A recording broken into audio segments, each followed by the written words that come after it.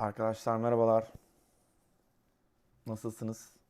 Sesim geliyordur umarım. Buraya göre geliyor. Sesim buraya göre geliyor.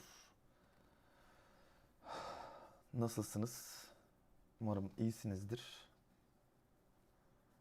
Şu an ben yayında mıyım? Hemen bakıyorum. Bir saniye. Yani bana göre yayındayım ama zamanda kalite konusunda bir konuşalım dedim. Evet, yayındayız. Yazdıklarınızı görebiliyorum. Arkadaşlar. Zamanda kalite konumuz bugün. Bugün sanki her gün bir konumuz varmış da burada e, Merkür Retro balık böyle yanık olmaktan sıyrılmaya çalışıyor. Kova burcuna doğru böyle sığınmaya çalışıyor Merkür.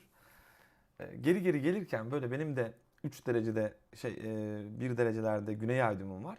Dolayısıyla Merkür şu an 3 derecelerde olduğu için böyle tam da benim güney ay düğümden geçiyor. Tabi balık burcunda Başak Burcu sterlimim var. Dolayısıyla orası benim bayağı kalabalık yani sterlim. Ne varsa bende Başak'ta zaten.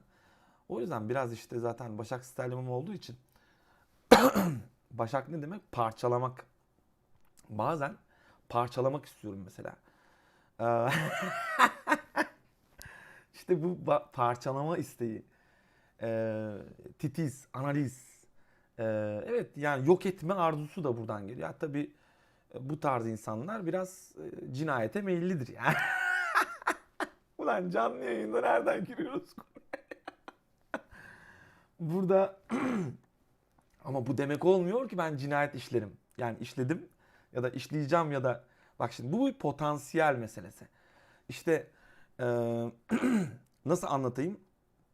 İşte zamanda kalite kardeşim. Benim elimde olan bir şey değil ki. Doğduğum anda bu varmış. Şimdi hani şeye bakınca zamanda kalite. İşte doğduğun ana göre şekilleniyor her şey. Karakter.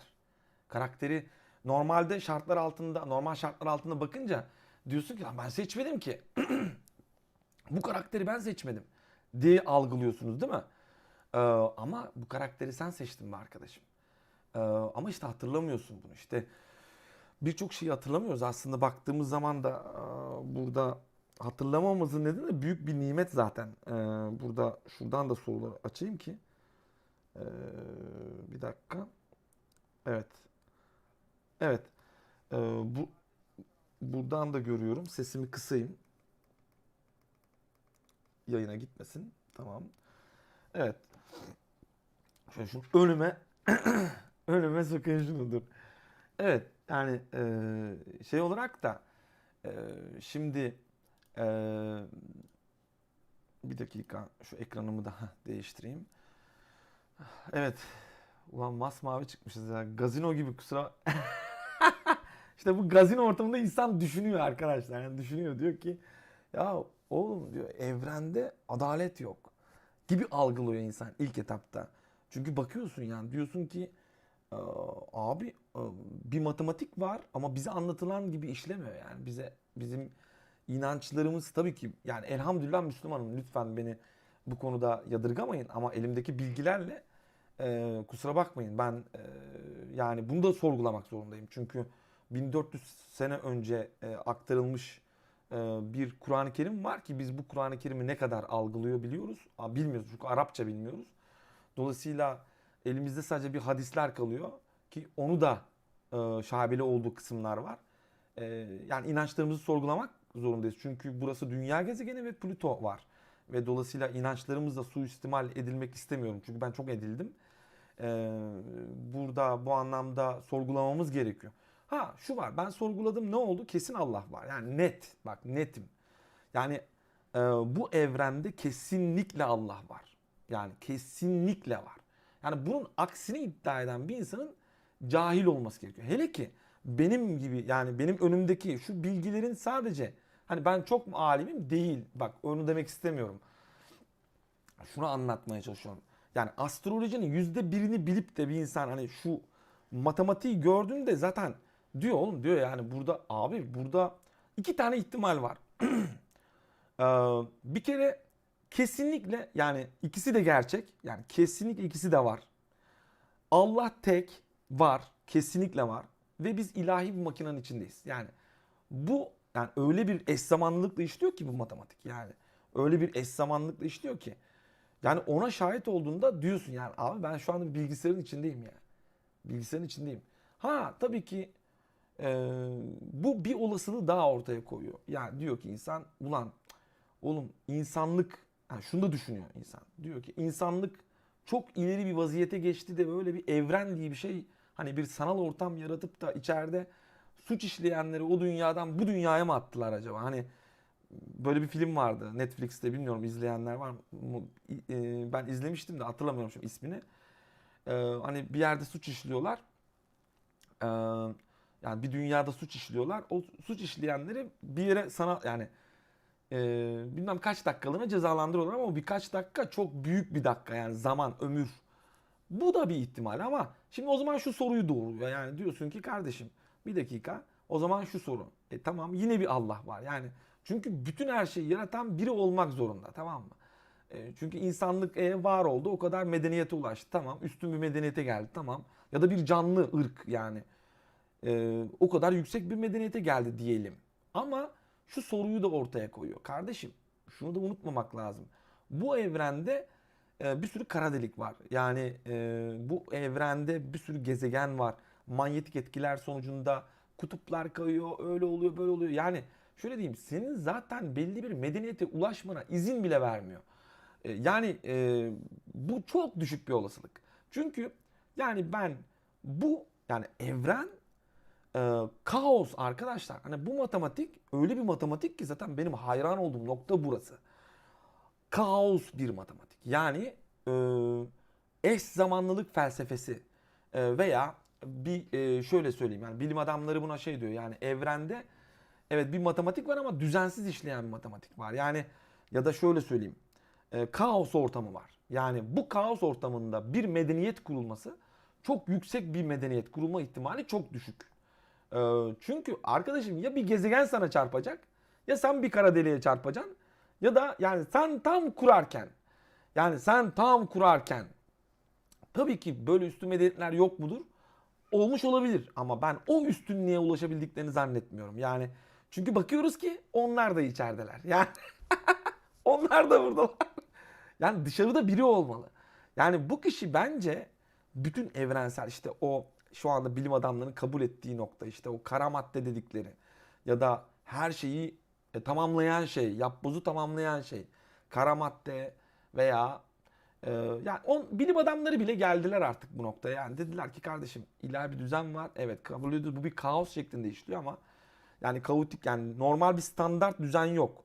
Ee, Yani bir anda bir meteor çarpabilir sana ve bunu göremeyebilirsin, bunu hesaplamayabilirsin. Ee, Yani ne olacağını geleceğimizle ilgili tamam astrolojik olarak görebiliyoruz bazı şeyleri ama sadece sana izin verildiği kadarını görebiliyorsun ki bizim yani görebildiğimiz sadece bir önümüzde böyle bir dedektör cihazıyla altın aramak gibi bir şey arkadaşlar. Ne olduğunu da bilmiyorsun. Olasılık konuşuyoruz. Yani bu bir altın. Bilmiyorum dedektörü olan arkadaşlar varsa. Bende var. Ben usta bir defineciyim bu arada. Şaka şaka. Sadece denizde arıyorum. Yani denize karışmıyorlar. Şimdi burada tabii astrolojik olarak define haritaları üzerinde çok çalıştım ama onu söyleyeyim. Hatta o konuda galiba yakında en büyük ihtisas sahibi olacağım galiba. Nerede define var yani. Burada yani yakında ama ben tabii resmi çalışırım onu da söyleyeyim. Gayri resmi bizde yok. Burada e, yani çok da ayrıca koleksiyonlarla da ilgileniyorum. Beni yakından tanımanız açısından biraz özel hayatımdan da bahsetmek istiyorum. Yani hani seviyorum böyle şeyleri çünkü gölge burcum yengeç, tarihe değer vermek ile ilgili. Hayatım boyunca da böyleydi. Yani ben küçükken de böyleydim. Yani çok garip. Ben Başak sterlimim var. Tüm gezegenlerim Başak belki. Oğlak Başak arasında ama yani gölge burcumda yengeç dolayısıyla bir yerden bir özlem de var. Böyle bir aileye özlem ya da bir tarihe özlem. Duygusal bir yanım da var. Acayip mesela ilgi gösteren birini tepemde taşırım. Ama işte e, Lilith diye bir asteroid var mesela. Çok ihanete uğrarım. Dolayısıyla da Başak Sterlin orada çalışır ve karşı ihanet eden kişiye karşı e, çok nasıl diyeyim parçalama isteği. E, Yani bilmiyorum hepinizde var. Diyeceksin hocam o kadar bizde de var. Benim nerede bilmiyorum ama bizde de var. Ya o sizdeki yani farklı işliyor olabilir. Bendeki farklı işliyor. Yani farklı bir karakter olduğumuz ortada. Yani senin karakterin farklı, benim karakterim farklı. Yani dolayısıyla senin beni şu an izliyor olabilme ihtimalin bile ki mesela birçoğunuz bana gıcık oluyordur. Olabilir yani çünkü ama beni izliyordur yani. Diyordur ki mesela diyordur ki ya ben bunu ya bu adama sinir oluyorum ama ya ben bunu izlemek istiyorum. Neden? Adam bir şey anlatıyor abi ve evet yani benim de o şekilde izlediğim hatta ders aldığım hocalar oldu yani. Ama bu yani adamın güneşine benim Merkür'üm trine yani tamam mı? Adam bana öğretiyor abi ben ona bakarım. Ee, Ya adamla evlenecek miyim yani? Ne? Benim çoluğum çocuğum ailem var zaten. Burada beni niye takip ediyorsunuz ki? Yani benim gözlerim mavi olduğu için mi? Yani ben 40 yaşındayım, 2 çocuğum var, yani ailem var. Herhalde yani başka nedenlerden dolayı beni takip ettiğinizi zannetmiyorum yani. Dolayısıyla gayet de mutluyum. Öyle bir arayışım da yok. Hani size ne derler YouTuber'ların yaptığı gibi ne diyorlar böyle fenomenlerin yaptığı gibi özelden mesaj atıp sizinle buluşma şey yapan biri de değilim. Yani böyle bir şey yani şunu anlatmaya çalışıyorum. Beni niye takip ediyorsunuz? Mutlaka değil mi? Arada bir alma verme dengesi var değil mi? Yani bana gıcık olabilirsin. Ama beni takip ediyorsan mutlaka benim sana bir katkım vardır. Değil mi? Şey noktası ama bazen tahammül noktası gerilebilir. Bazen tahammül noktası gerilebilir. İşte o zaman ipler kopar. İşte hayat böyle bir şey arkadaşlar. Yani bu senin kocanla arandaki ilişki, karınla arandaki ilişki de böyle. Çocuklarınla arandaki ilişki de böyle. Ya bir çocuk doğuruyorsun. Çocuğun Satürn'ü senin güneşe kare. Bitti abi yani sen o çocuktan pek hayır bekleme. Şimdi atsan atamazsın, satsan satamazsın. Ya bu çocuk senin çocuk ama uymuyor sana. Karşı geliyor, itiraz ediyor. Merkür de kare. Hadi bakalım ne yapacağız? Ya bütün her şey yani bir çocuk doğurdun her şeyi kare yani sana. Değil mi? Al sana tartışma. Şimdi doğurduğun çocukta bunu garanti edemiyorsun. Ya burası sosyal medya, Astro Show sayfasına İlker Şahin diye birini denk getirebildiysen ve beni yani enerjimden hoşlanıyorsan bu büyük bir tesadüf ama tesadüf görünümlü yani sana çok büyük bir lütuf da aynı zamanda. Çünkü yani böyle bir olasılığı nasıl yani doğurduğun çocukta elde edemiyorsun. Ben de elde edebildiysen ne mutlu sana. Elde edemediysen de arkadaşım çocuğunda bile elde edemiyorsun. Yani bana da mana bulma burada yani. Sonuç itibariyle ben başkası olamam ki kendim olabilirim değil mi? Karakter var çünkü. Bu zaman işte doğduğun an yani doğduğun anda bir kaderin var. Bunu kabul edeceksin. Yani iyi ya da kötü. Yani bir şekilde var yani bu. Ve 2 artı 2 eşittir 4 netliği kadar net işliyor yani. Hiçbir şekilde. Standart sapma oranı %20. %80 mutlak. Yani hiçbir şekilde yani tık yani şimdi biz neye göre bakıyoruz? Mesela size anlatılan astroloji çok farklı tabii size göre. Halk arasında astroloji size göre nasıl? Şöyle. Ya tabii ben de oradan geliyorum. Ben de sizden geliyorum. Yani ben o toplumdan geliyorum. Evet. Yani sizin mahallelerinizde büyüdüm işte yani. Hep birlikte büyüdük değil mi? Bana anlatılan astroloji şöyleydi arkadaşlar. Halkın anlattığı astroloji şöyleydi. Ee, Ben boğa burcuyum, ben oğlak burcuyum, ben yengeç burcuyum, ben şuyum, buyum, ben oğlakları sevmem, ben şunları sevmem. Abi sen ne diyorsun ya? Yani bir kere yani mesela şu yok yani hani boğaları etkilemenin yolu. Böyle bir şey yok arkadaşım. Kime göre boğa? Hani neye göre boğa? Yani bu da yok mesela. Hani bu mesela bir astroloğun ben böyle konuştuğunu görünce zırvaladığını düşünüyorum. Ulan diyorum hiçbir bir şey öğrenemedim be abi. Ee, Yani mesela Oğlak Burcu'nu etkilemenin bir yolu yok çünkü neden? Ya böyle bir olasılık var çünkü sen kişiye göre değişir. Abi hangisinden bahsediyorsun? Merkür Oğlak mı? Güneş Oğlak mı? Neye göre yani yükselen Oğlak'tan mı bahsediyorsun?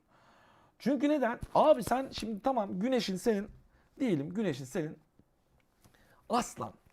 Ee, Diyelim evet bu algoritmada belki sen yay burçlarını çok seversin. Koç burçlarını çok seversin. Ee, Yani aslan olduğun için ateş gruplarına, hava gruplarına daha çok ilgi gösterirsin güneşin olarak. Evet yani sen akrepleri sevmezsin abi. bir aslan olarak, değil mi? Akrep güneşi olan sevmez. Ama abi sana yani böyle Mars'ı koç olan veya Venüs'ü koç olan bir kadın gelir. Sana aşık olur. Ya da e, ama güneşi de akreptir yani. Şimdi evet sen mantaliteye göre ters. Ama abi sen aşkını güneşle olmuyorsun ki. Venüs'le oluyorsun, Mars'la oluyorsun. Yani ha tamam imaj, evet ilgi duymakla ilgili güneş belki hayatına yani ilgini çekebilir. Ya da ilgini çekmez. Ama adamın Mars'ı nerede işte bu da çok önemli. İşte Venüs nerede, Merkür nerede, iletişim kuramıyorsun.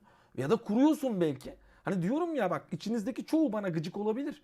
Ama illaki gezegenlerinden biri benim haritama bir şey düşürüyordur. Dolayısıyla o yüzden beni takiptesin ve şu an buradasın. Benimle evlenmeyeceksin ya sonuçta.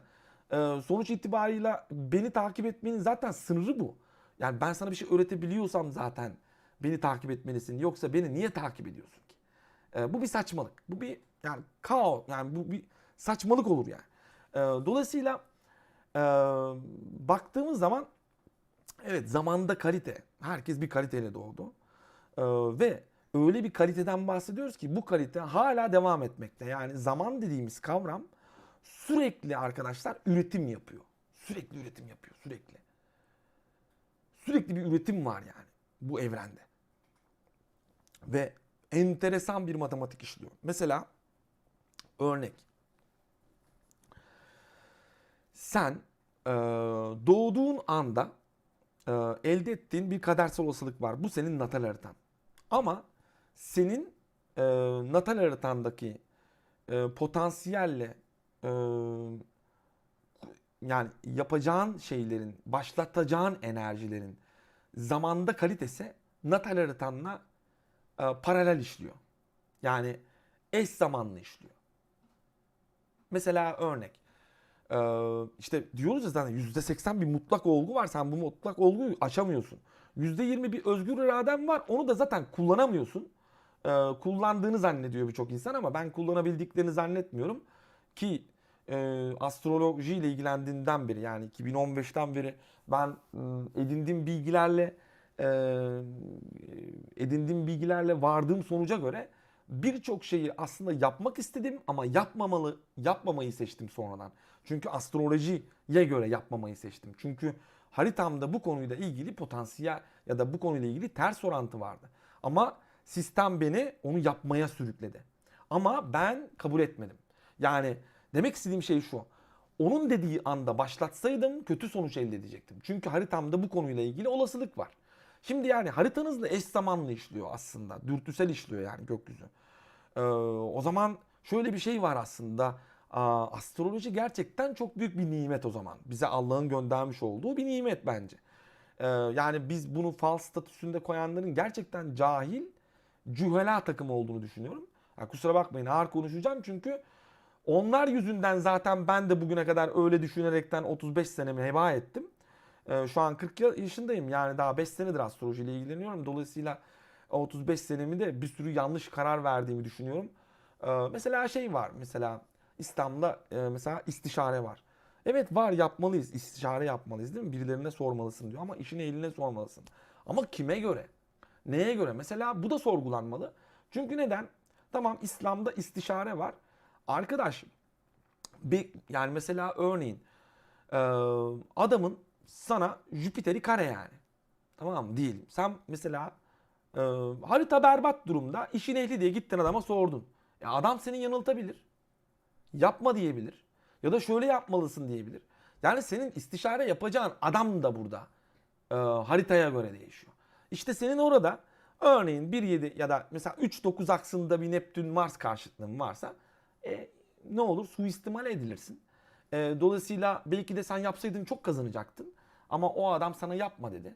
Ama çünkü senin 3,9 aksında böyle bir suistimal şey olasılığın var. Şimdi hocam neye göre o zaman ya ben adalet nerede? Yani neden öbükü yapıyor da istişare yapıyor tam isabet de ben yapamıyorum yani.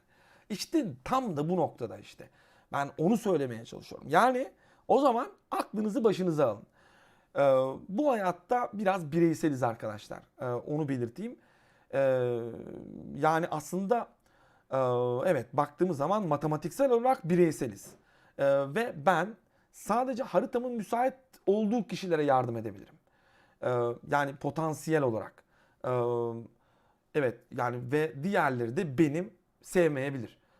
Ve çatışmaya girebiliriz. Çünkü evrende eşitlik yok. Eşitlik kavramı yok. Yani bu bir matematik. Anlatabiliyor muyum?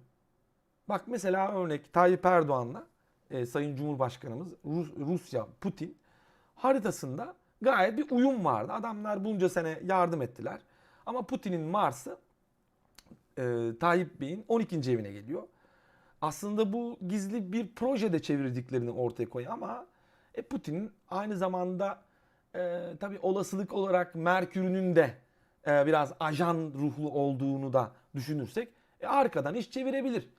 Aynı zamanda Lilith'leri de baktığımızda sinastri olarak entrikaya kurban gidebilir bu dostluk. Bu olasılık vardı. Evet çok iyi bir dost Rusya aslında bize.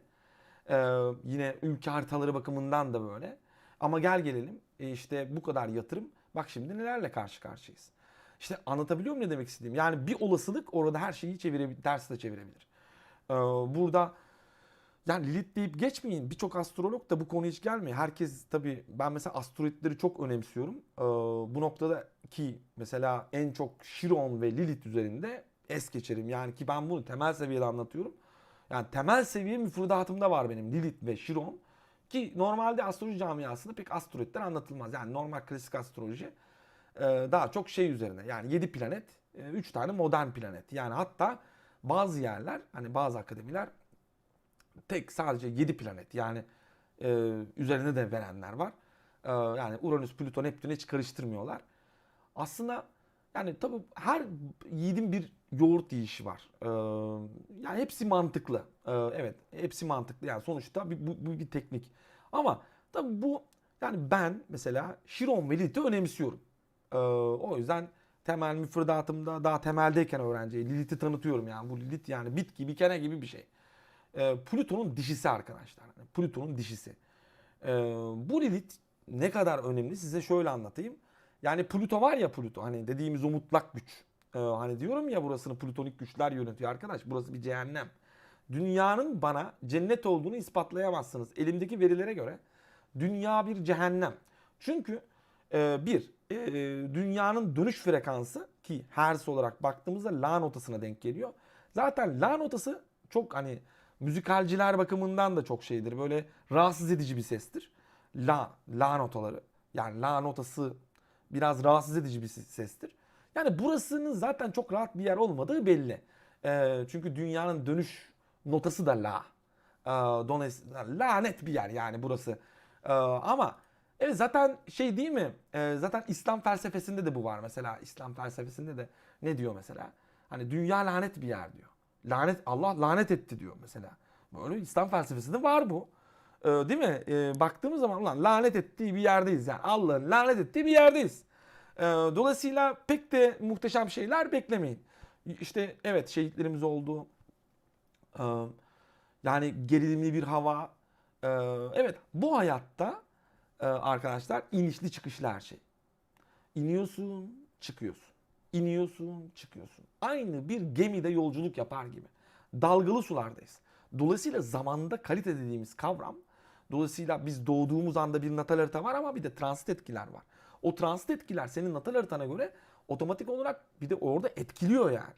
Mesela örnek senin şimdi ayın boğa diyelim. Şu anda Uranüs boğa burcuna girdi ve senin ayını etkileyecek. Ha olumlu etkileyecek.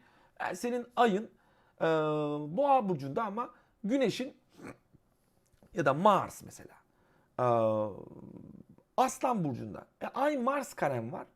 Otomatik olarak bu Uranüs ani olarak yuva hayatında tabii hangi evde olduğunu da bilmiyoruz ama tabii ay, yuva, anne konularını verdiği için anneyle ilgili bazı sıkıntılar ortaya koyabilir. Çünkü Uranüs transitte boğaya geldi. Değil mi?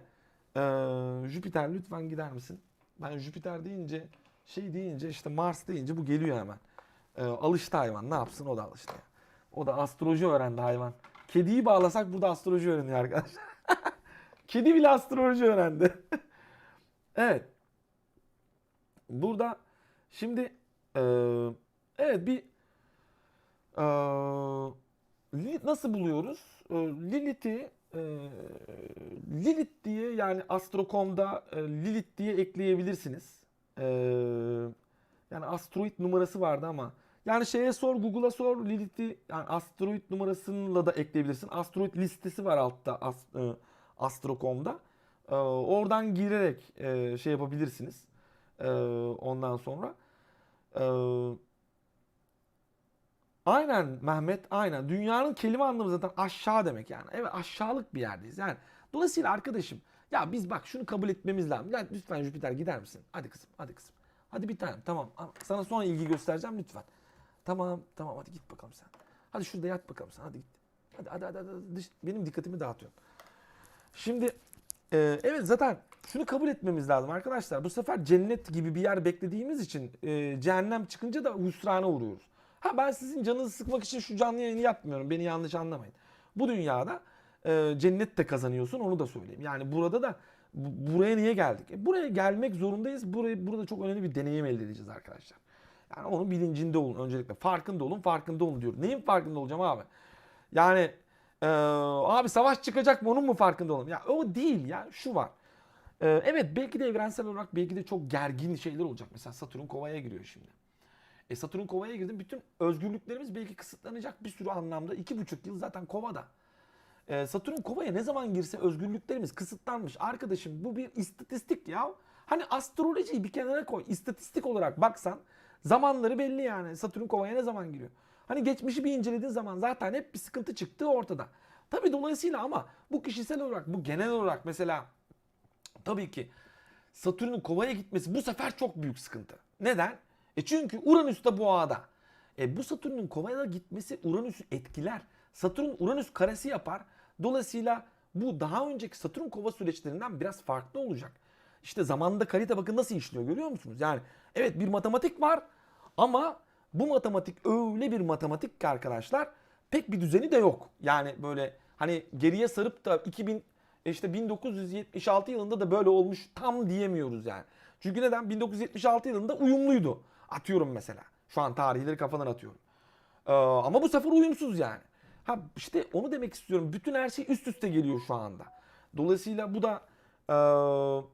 bu da çok ciddi bir sıkıntı meydana getiriyor.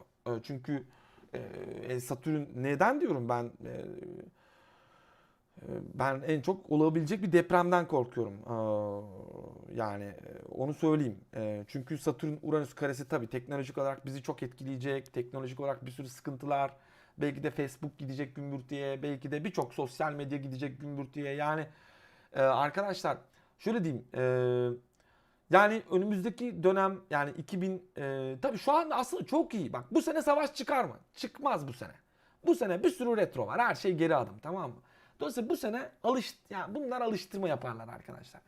Bu sene bir adım ileri, iki adım geri. Bir adım ileri, iki adım geri. Yani benim hesaplarıma göre. Tabii her astroloğun farklı bir bakış açısı var ama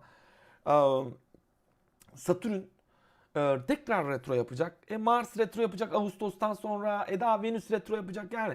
Şunu diyeyim, zaten Mars bir retro yapıyor arkadaşlar. Ağustos'tan sonra Aralık'a kadar retro zaten Mars. Dolayısıyla özellikle tabii Amerika seçimleri var mesela o dönemde. Mesela Trump'ı bu çok kötü etkileyebilir. Trump üzerinde çok ciddi entrikalar dönebilir ki Trump'ın haritasında da var mesela bu gündem. Mesela aynı zamanda şeylerden de bahsetmek istiyorum biraz, hani ya çok arkadaşlara söz verdik, Çin haritasını değerlendireceğiz. Zaman bulamıyorum arkadaşlar. O geliyor, bu gidiyor, şu oluyor, bu oluyor. Öğrencilere ders ver, o şu bu. Ben açıkçası zaman bulamıyorum. Hani mesela bugün çekim yapacaktık, iptal etmek zorunda kaldık. Bazı teknik sorunlardan dolayı. Geçen hafta yapacaktık, sizler için YouTube videosu çekecektik. İptal etmek zorunda kaldık. Benim psikolojik durumumdan dolayı geçen haftaki. Ondan sonra anlatacağım yani, o an o bir hayret ruhiye de istiyor yani. Öyle çat kapı giremiyorum ki yayına. Ben bile şu anda mesela psikolojik olarak kendimi rahat hissettiğim için canlı yayın açtım ki zamanında böyle bir kalite vardı. Bunu yakaladım. Ay Boğa'da güzel dedim, Uranüs'le beraber. Yani Mars'ta Akrep'i yükseltirsek, oradan Mars da Akrep'te 3. evde. Güzel insanlara bir şeyler anlatırız diyerekten ben açıkçası umuma açık bir yayın gerçekleştiriyorum. Normalde yaptığım bir şey değil. Ama zamanda kalite bulursam ara ara yaptığım şeylerden bir tanesi. İşte kalite arkadaşlar, kalite. Kalite yoksa olmaz. Yaparsın, feriştahı olsan olmaz yani.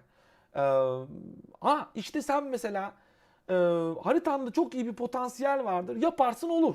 Bak şimdi işte ama her alanda bu potansiyel işlemez. Mesela evet bu seni canlı yayında çok iyi konuşmacı yapabilir. Her dakika açarsın sana denk gelir. Çok güzel. Bak olur. Ama benim böyle bir potansiyelim yoksa ben işte o alanda seçimlerimi gökyüzüne bakarak yapmak zorundayım. Ee, Aynı şey gibi. Evet senin altıncı hislerin çok iyi çalışıyor olabilir. Ama benim yani Güney Aydın balıkta hatırlatırım yani ben pek hisleriyle hareket etmeyi seven biri değilim. Başak Hislerimim var. Evet Güney Aydın balıkta ve ben bu hislerle hareket etmeyi bırakmam gerekiyor zaten. Analizci olmam gerekiyor. Dedim ya karakter farkı işte. Yani benim karakterim astroloji öğrenmeye ve öğretmeye müsait olduğu için şu an zaten bu konularla ilgileniyorum. Ee, Yani ben medyumluk olduğunu bilsem yani bu astroloji medyumluk değildir yani. Girmem bu işin içine. Çünkü zaten astrolojik veriler bana bu konulara girmememi söylüyor. Yani çünkü balık olduğum için. Yani Güney Aydın'ın balık bu konulara evet benim hislerim çok iyi çalışabilir ama benim bunları bırakıp biraz analiz etmeye ihtiyacım var. Ki ben zaten 35 sene hislerimle hareket ederek çalıştım. Tasarımcılık yaptım, şey yaptım ama birazcık da hani Başak Sterlim'imi, Kuzey Yardım'ı da çalıştırmam gerekiyor. Ee, Yani bu anlamda birazcık da ruhsal değil de biraz da analizci olmam gerekiyor. Burada evet yani zamanda bir kalite var arkadaşlar. An an değişiyor. Matruşka gibi. İç içe sürekli. Burada tabii ki böyle bir kalite varsa ilahi adalet burada bize bakın ilahi adalet vardır. Allah tektir kesinlikle yani.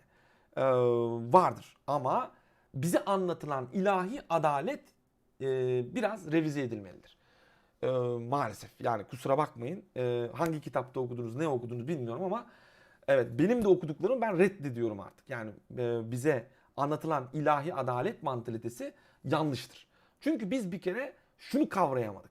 Şimdi yani benim bir natal haritam varsa ve eşitlik yoksa yani bu evren standart değilse dolayısıyla burada adaletten bahsedemezsin zaten. Yani evrende adalet hükmünü kaybeder. Çünkü hiçbirimiz zaten eşit değiliz. Bu anlamda eşit potansiyelimiz yok. Anlatabiliyor muyum? Kiminde daha yüksek bir potansiyel var. Değil mi? Kimisi şu işlere yatkın, kimisi bu konulara yatkın. Değil mi? Çoğunuz belki bana sinir oluyorsunuz. Yani potansiyel işte anlatabiliyor muyum? Yani e, bu yani gayet çok iyi anlıyorum sizi. Çünkü aynı duygular içindeyim. Ben de bazı kişilere sinir olabiliyorum. Anlatabiliyor muyum?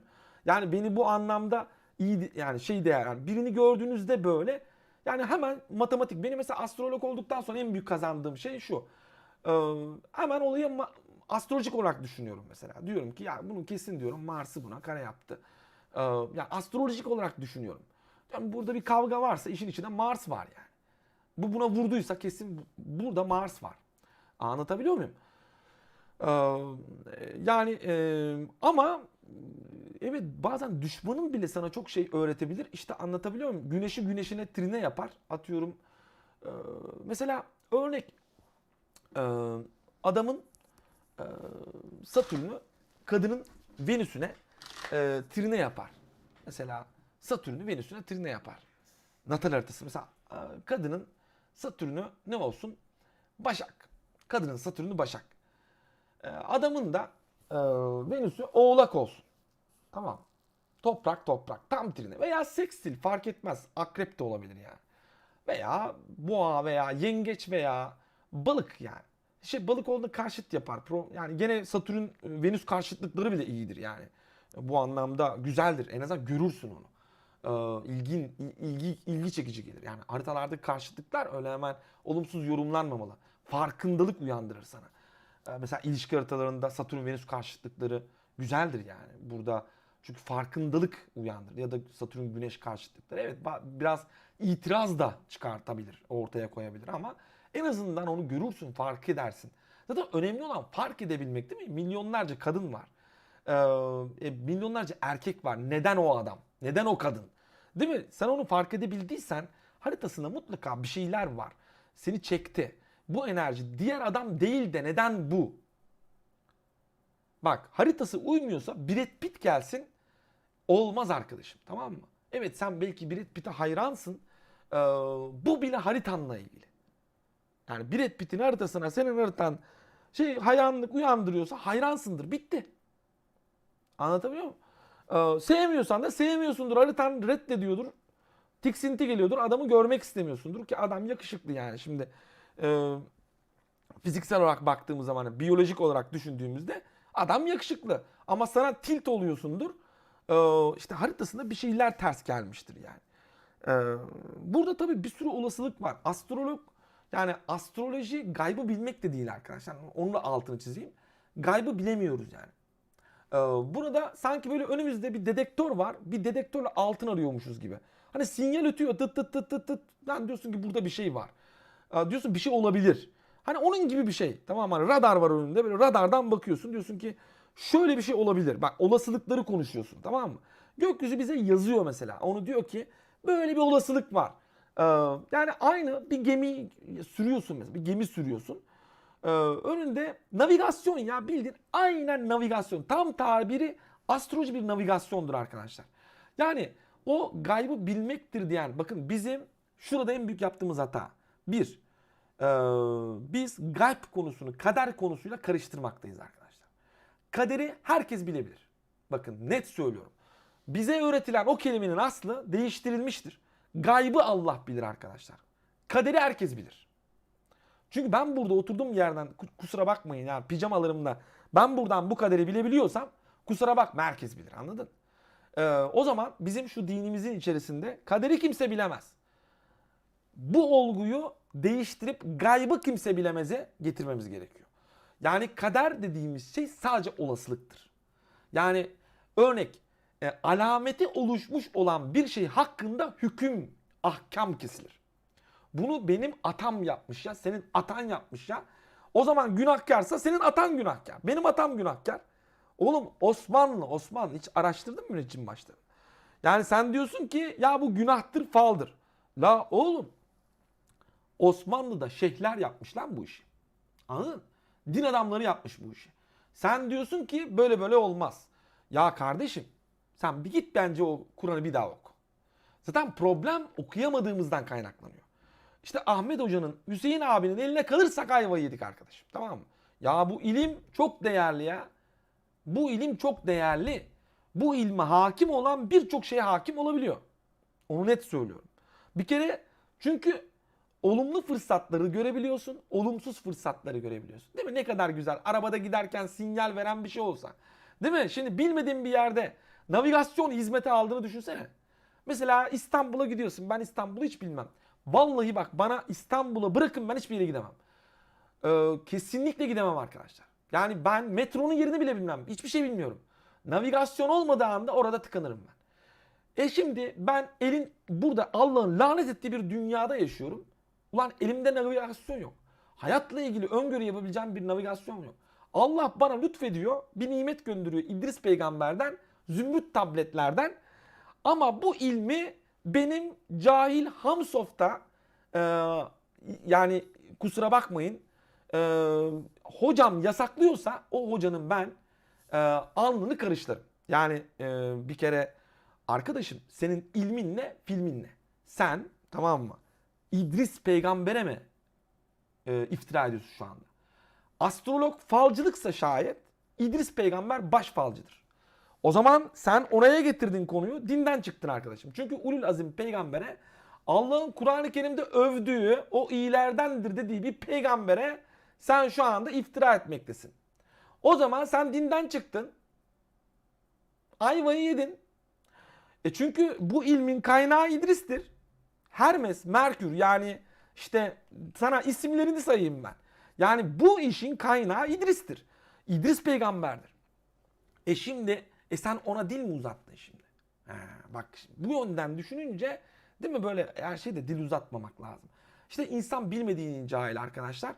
Maalesef benim de öyle hocaları dinleyip de astrolojiyi bugüne kadar ilgilenmedim. Ben de yani ben dindar yetiştiremedim daha doğrusu. Kendi isteğimle yani dini konuları çok araştırdım.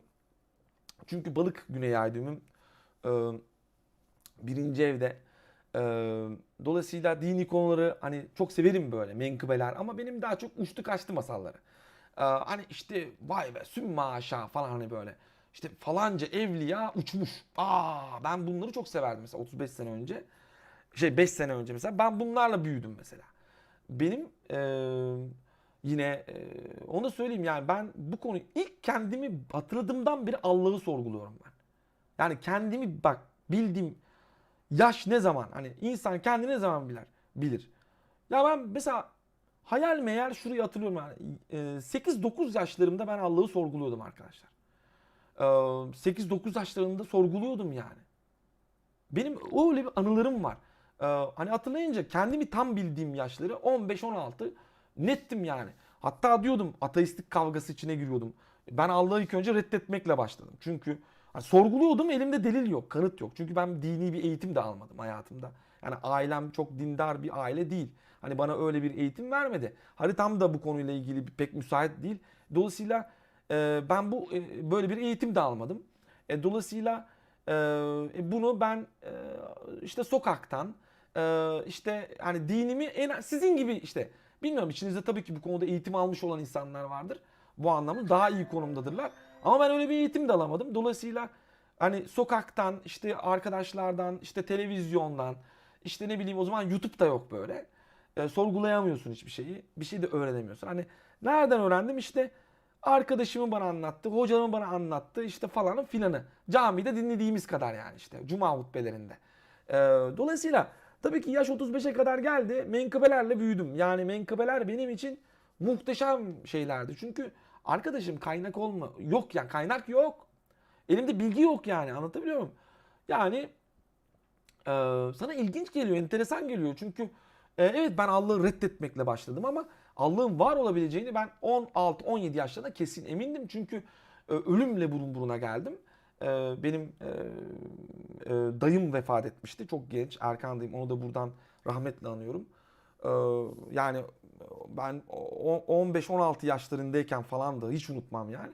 Benim ilk Allah'ı kabul ettiğim andır. Yani çünkü nasıl olur arkadaşım? Yani Erkan dayım ee, yani bir gün önce birlikteydik yani. Bu nasıl olur dedim ya. Yani böyle düşünen bir varlık, yani düşünen birlikte oturduk, muhabbet ettik, şey yaptık, konuştuk. Yani bu nasıl ölebilir ya? Ee, Ölümü kabullenemedim. Yani dedim ki yani bu nasıl olabilir? İşte o beni Allah'ı sorgulamaya itmeye başladı. Yani Allah var olabilir. Dolayısıyla o dönemde benim hayatım da çok böyle ters gitmeye başlamıştı. Manevi bunalımlar falan filan ve dedim ki yani beni bir tek kişi kurtarabilir. O da Allah. Ona da ben inanmıyorum ve dedim artık inanmanın vakti geldi. Ee, Yani çünkü çok büyük bir kaosun içine doğru sürüklenmiştim. Ondan sonra tabii Erkan Dayım'ın ölümüyle değil sadece. O anda başka şeyler de olmaya başlamıştı. Ve psikolojik anlamda gerilmiştim. 15-16 falandım yani. Ve e, yani çok iyi hatırlıyorum ben ateistliği savunduğum dönemi hatırlıyorum. Çok iyi. Ateizmi savunduğum böyle e, dönemi hatırlıyorum. İnsan değişir arkadaşlar. İnsan değişir. Yani şöyle diyeyim. Bir kişi ateistliği savunuyorsa da onu da suçlamayın. Yani çünkü neden? Arkadaşım ben de savunuyordum zamanında. Şu an geldiğim nokta burası yani. Ha bir insan değişir yani Müslümanken ateizme de geçebilir. Anlatabiliyor muyum? Yani bu çünkü haritada var zaten. Bakıyorsun mesela bu kişinin zaten Jüpiter'i retroysa e, yani görebiliyorsun onu. Andaki kaliteyi yani doğduğu andaki kaliteyi görebiliyorsun arkadaşım ya. Yani olasılığını görebiliyorsun. Evet sen imansızsın diyemezsin adama ama evet abi sen inanç konularını sorgulayacaksın yani. Ya senin Jüpiter'in kovaysa ya ne bileyim Jüpiter'in Satürn karşıtlığı varsa Jüpiter'in ay karşıt yani ay karesi karşıtlıkları sana bunları sorgulatır. Yani Jüpiter Uranüs kavuşumları, Jüpiter Uranüs kareleri seni dini reddetmeye götürebilir. Merkür'ün de sakat çalışıyorsa iyi bir dindar değilsin ben sana net söyleyeyim ama şimdi bu da oradansa o zaman demek ki olay iman etmekle de ilgili değil. Yani çünkü neden? Ulan adam doğduğu anda zaten iman etmeyeceğini beyan etmiş. Anlatabiliyor muyum? Neden doğdun ağzım? O zaman direkt cehennem abi. Yani değil mi? Şimdi o noktada bakınca abi burada biz bir kere şu cennette huri cehennemde zebani konusunu bence bir daha biraz oraları aşmamız lazım ya. Ee, Yani insanları sadece cennet, yani din deyince aklımıza şu geliyor sadece: cennet ve cehennem. Yani cennet hurileri ve cehennem zebanilerinden başka bir şey gelmiyor aklınıza, değil mi? Valla kusura bakmayın arkadaşlar. Hani benim elde ettiğim sokakta bilgilere göre bu. Tabii ki sen ilahiyat bitirmişsindir, o ayrı mevzu. Ama ben sokak ilmine göre konuşuyorum. Kusura bakma, ben ilahiyat bitiremedim. Ee, Yani dolayısıyla senin ilminle belki yarışamam ama ben genel anlamda konuşuyorum. Sokakta git birine sor.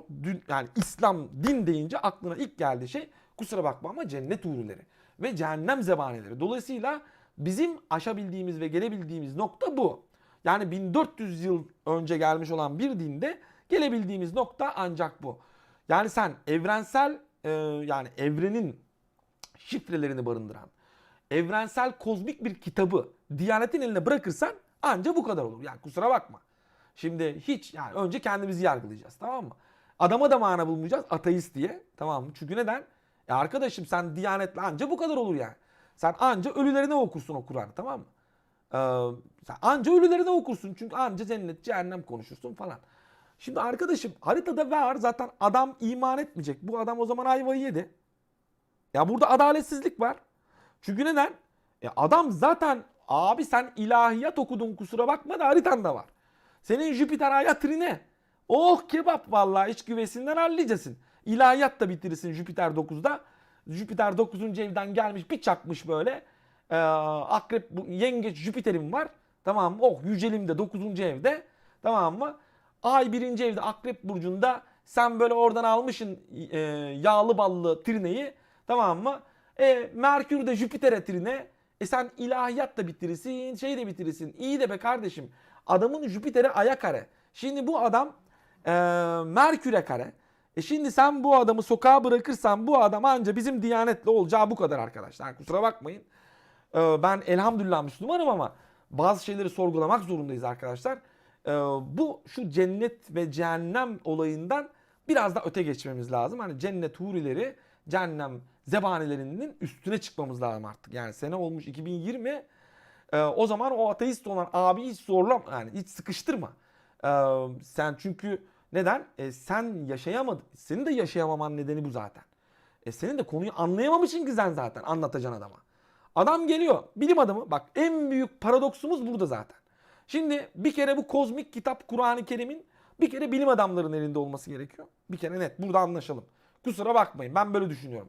Elimdeki verilere göre, elimdeki teknik donelere göre bir kere bu kitabın acilen, tamam mı, Kur'an-ı Kerim'in bilim adamlarına teslim edilmesi gerekiyor. Tamam, Diyanet de ölüm işleriyle ilgilensin ama ya arkadaşım bir kere bu, şimdi bizim problemimiz ve paradoksumuz şu. Adam geliyor, bilim adamı Kur'an-ı Kerim'i merak ediyor. Şimdi kime gidecek?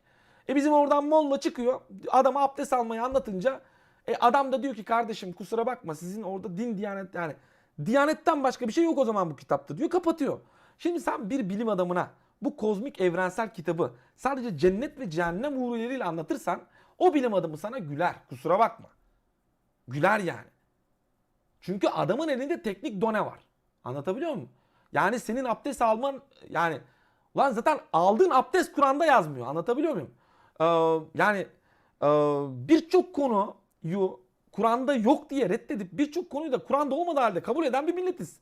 Dolayısıyla şimdi adam şeyi sorguluyor abi. Diyor ki ya bana anlat. Yani bana bilimsel olarak anlat. Abi adam da haklı şimdi. Molla da haklı. Molla'ya da kızmayalım. Neden? Çünkü Molla'da bilim yok elinde. Yani bu adama ben bunu nasıl anlatacağım abi? Yani ben bu adama bunu nasıl anlatmalıyım? Yani Kur'an-ı Kerim'i ben bu adama nasıl anlatmalıyım ki bu adam da alsın, değil mi? İşte o zaman olay şeye kalıyor, meallere kalıyor. İşte bilim adamları da bizi böyle görüyor. Diyor ki cahil cahil bunlar manyak diyor. Biz de dalga geçiyor. Kusura bakmayın, olay bu. Yani benim gördüğüm manzara bu. Ondan sonra bizimle dalga geçiyorlar işte İslam'la. Çünkü adam bilmişlik yapıyor, değil mi? Elinde bilgi var. Bilim diyor üstündür falan. Kardeşim bilimle, tamam, ilim ve din çatışamaz ya. Ya çatışamaz arkadaş. Böyle bir paradoks olabilir mi ya? Allah var. Tamam mı? Allah'ın ilmi bilimle çatışacak. Lan oğlum her şey paralel işliyor bu evrende. Anlatabiliyor muyum? Evet kabul ediyorum. Bir kaos var evrende. Evet, kafasına göre işliyor ama onda bile bir matematik var, onu belirteyim. Yani evrende Allah'ın ilmiyle, yani din dediğimiz konu ya da Kur'an-ı Kerim, e, ama Diyanet'in elindeki dinden bahsetmiyorum. Yani Diyanet'in bahsettiği dinden bahsetmiyorum. Kur'an-ı Kerim'in içindeki verilerden bahsediyorum. Oradaki verilerle bilim çelişemez arkadaşım. Anlatabiliyor muyum? Çelişemez. Bu bir paradoks oluşturur ya. Ve bu imkansız. Dolayısıyla e, işte zaten problem burada başlıyor. Neden? Çünkü birçok gerçeklikle karşılaşıyorsun. O yüzden zaten işte astroloji, ben mesela bu konuda büyük avantajlıyım. Ben dini konularla ilgili, yani sokaktan da olsa çok fazla ilgimi çektiği için dini konularla ilgili çok ilgilendim.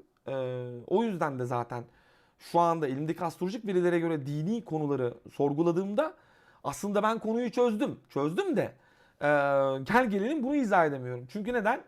Arkadaşım ben İslam alimi değilim. Anlatabiliyor muyum? İlmim yetersiz. Sokaktan öğrendiğim bir ilimle ben konuyu anladım da iddia makamı değilim. Anlatabiliyor muyum? İddia makamı, yani çıksın bir İslam alimi önce gitsin bir astroloji öğrensin. Bak fazla değil. Fazla değil. Sadece kuzey ay düğümü, güney ay düğümünü öğrensin. Zaten bank yapacak kafa, tamam mı? Dolayısıyla bazı şeyleri kabul etmeye başlayacak. Yani hatta ben en hakiki Molla'nın bile o anda reenkarnasyona inanma ihtimalini %90 görüyorum. Kayabilir. Yani o tarafa kayabilir. Bu noktada ama işte neden? Çünkü bilmiyor ki, o da bilmiyor. Kalü bela konusunu bilmiyor. Konuyu oraya getiremiyor. Şimdi işte zaten e, Türkiye'deki tabloyu anlatayım size. Astroloji ile ilgili tabloyu. Şimdi adamda dini bilgi veri yok. Adam haklı. Bugüne kadar öğrenmemiş. Haritasında da yok. Potansiyelde de yok. Şimdi astroloji öğreniyor. Tabii yani bu adam tabii ki, yani şimdi kusura bakmayın ama e, yani bu hani astroloji öğrenme hakkı var. Dolayısıyla senin önüne gelip reenkarnasyonun var olma ihtimali sana ispatlayabilir. Ben reenkarnasyon var ya da yok diyemiyorum. Çünkü ben İslam alimi değilim. O konu beni ilgilendirmiyor. Umurumda bile değil. Tamam mı? Neden? Ya kardeşim ben şunu biliyorum, tamam mı? Benim kuzey aydın bu tarafta, ben bunu yapmam gerekiyor. Reenkarnasyon varmış, yokmuş, bilmem neymiş. Pek de umurumda değil. Ama şunu da tabii ki insan bir sorguluyor. Evet, burada ben eğer varsam bundan önce kesin bir tane olmalı. Yani şu net. Yani sen ister reenkarnasyon de, istersen buna kalübela de. Yani şimdi bak, adam şunu söylüyor. Burası biraz tezat ve paradoks. Adam diyor ki ya kardeşim diyor, İslam diyor reenkarnasyonu reddediyor diyor. Tamam, red, okey, ayet yok diyor. Tamam, kabul, ayet yok. Bana anlatır mısın lütfen, kalübelayı anlatır mısın bana, ne diyor kalübela? Ha o zaman diyor, la kardeşim ben sana söylüyorum bak, net söylüyorum sana, tamam mı? Net. Tamam, netim bu konuda bak. Elimdeki astrolojik verilere göre %100 diyorum ya. Senin bundan önce bir hayatın var. Net ya, net. Daha bana yani gelip de bunun aksini ispat edecek bir alim olamaz. Çünkü ben gördüğüme inanırım. Anlatabiliyor muyum? Matematik, anladın mı? Matematik var burada. Yani sen buna ister kalübela de, ister reenkarnasyon de. Ne diyorsan de arkadaşım. Anladın mı? Evet, konu reenkarnasyon kelime anlamında ben de biraz, bana mantıksız geliyor. Neden? Arkadaş ölüp ölüp dirileceğiz. Sonuç yok anasını satayım. Yani reenkarnasyon, Hint felsefesi de kardeşim şunu da biraz mantıklı yapaydın da bizimkiler de dinleyeydi yani. Orada da bir mantıksızlık var. Neden? Kardeşim ölüp ölüp diriliyorsun. Sonuç ne? Ya sonucu söyle. Sonuç Nirvana'ya ulaşmak. Sonuç yok olup gideceğiz. Tamam da kardeşim ulan bu kadar detay. Allah detay yaratmış, tamam mı? Oğlum bu mümkün değil lan. Yani reenkarnasyona göre sonuç yok. Çünkü sürekli ölüp ölüp diriliyorsun. Yani bir eşek oluyorsun, bir hayvan oluyorsun, bir maymuna dönüyorsun, yani böyle bir olgu var. Ya biraz mantıksız olduğunu kabul ediyorum. Bu noktada bu yüzden de zaten ben orayı da kabul etmiyorum. Yani kesin var diyemem. Ama kardeşim sen şimdi direkt ayet yok dersen, tamam mı? Konuyu reddedip konuyu izah edemezsen kavlu belayı, bu adam varlığını ispatlar. Kusura bakma, çünkü bu matematik bir şeyin olduğunu söylüyor. Anlatabiliyor muyum? Yani bir şey var burada. Bundan önce bir şey olmalı. Çünkü aksi halde Allah'ın adaletini buraya masaya yatırmamız lazım. Çünkü neden? Ben Allah'ın adaletini yargılayacak kadar mümkün değil. Tövbe haşa. Yani Allah korusun taş olacağız yani burada yoksa. Bak bugün hepimiz taşız lan burada. Bu gece burada hepimiz taş olacağız. Şimdi bak şunu demek istiyorum. Burada sen doğduğun ana göre kalite değişiyorsa kusura bakma da bu bundan önce belirlenmiş. Adamın seçme hakkı yok ki kardeşim. Akıl bali değil. Adam doğmuş doğduğu anda Ay Venüs'e kare. Ne yapacağız şimdi? Adamın 1.7 aksında Mars Uranüs karşıtlığı var. Bu kadın boşanacak şimdi. Öbüksü boşanmayacak. Çok mutlu olacak. Şimdi burada eşitlik yok. O zaman Allah'ın nasıl anlatacaksın sen bu hayatı? Yani nasıl anlatacaksın? Hadi bana İslam alimi olarak anlat bakalım. Bu nasıl izah edeceksin sen şimdi bunu? Nasıl izah edeceksin? Neyle izah edeceksin? Sabretmesi lazım. Neyi sabredecek abi? Adam zaten bir de Allah'a da inanmıyor. Şimdi neyini sabrını tavsiye ediyorsun? Adama sabır tavsiye edeceksin. Adam zaten inanmıyor. Anladın mı? Adam zaten isyana gelmiş. Şimdi izah edemiyorsun değil mi? Sen eğer elinde bir doneyi standartize ederek insanların tümüne standartize ederek izah edemiyorsan o konu tartışma konusudur. Kusura bakma. İzah etmen gerekiyor. Yani açıklaman. İşte o yüzden açıklayamıyoruz ya zaten. Neden? Çünkü şimdi o iddia makamları bunu açıklayamıyorlar. Çünkü elinde veri yok. Ulan elimde veri var. Ben de İslam alimi değilim. Dolayısıyla bence diyorum ya işte o yüzden diyorum. Ya bilim adamları şu Kur'an'ı alsınlar ya da bence birileri astrolojiyi de alsınlar. Yani bunu bir incelesinler çünkü ortada çok ciddi bir delil var. Bu hayat bir önceki hayatı net garanti. Bak garanti ediyor. Bak garanti diyorum size. %100 abi. Ha buna sen kalü bela de, ha deme. Ne diyorsan de abi, adını sen koy. Tamam evet, reenkarnasyon çok saçma olabilir. Kabul ediyorum ama bunun bir adı olmalı. Anlatabiliyor muyum? Bunun bir adı olmalı arkadaş. Bunu kim koyacak ya, koskoca Diyanet? Birisi koysun lan bunun adını. Yani şimdi hayır koymuyorlar, bu sefer de insanlar çelişkiye düşüyor, tamam mı? Şimdi kardeşim sen yani bir kere Uranüs şu an Boğa'da gidiyor. Bak Plüto Kova'ya geçecek. Tamam mı? Uranüs İkizler Burcu'nda, Kova Burcu'nda Plüto'ya trine yapacak. Önümüzdeki dönemde astrolojiyi herkes öğrenecek. Anladın? Bilim çağına doğru gidiyor. Yani bütün her şeyin açıklandığı bir döneme gidiyoruz. Ben şu anlamda şuraya parmak basmak istiyorum. Bu konuyu biri bulsun, açıklasın. Aksi halde ya ben dikkat çekmek istiyorum bu konuya. Yani siz bana diyorsunuz ya hocam anlat. Sana anlatıyorum. Hadi.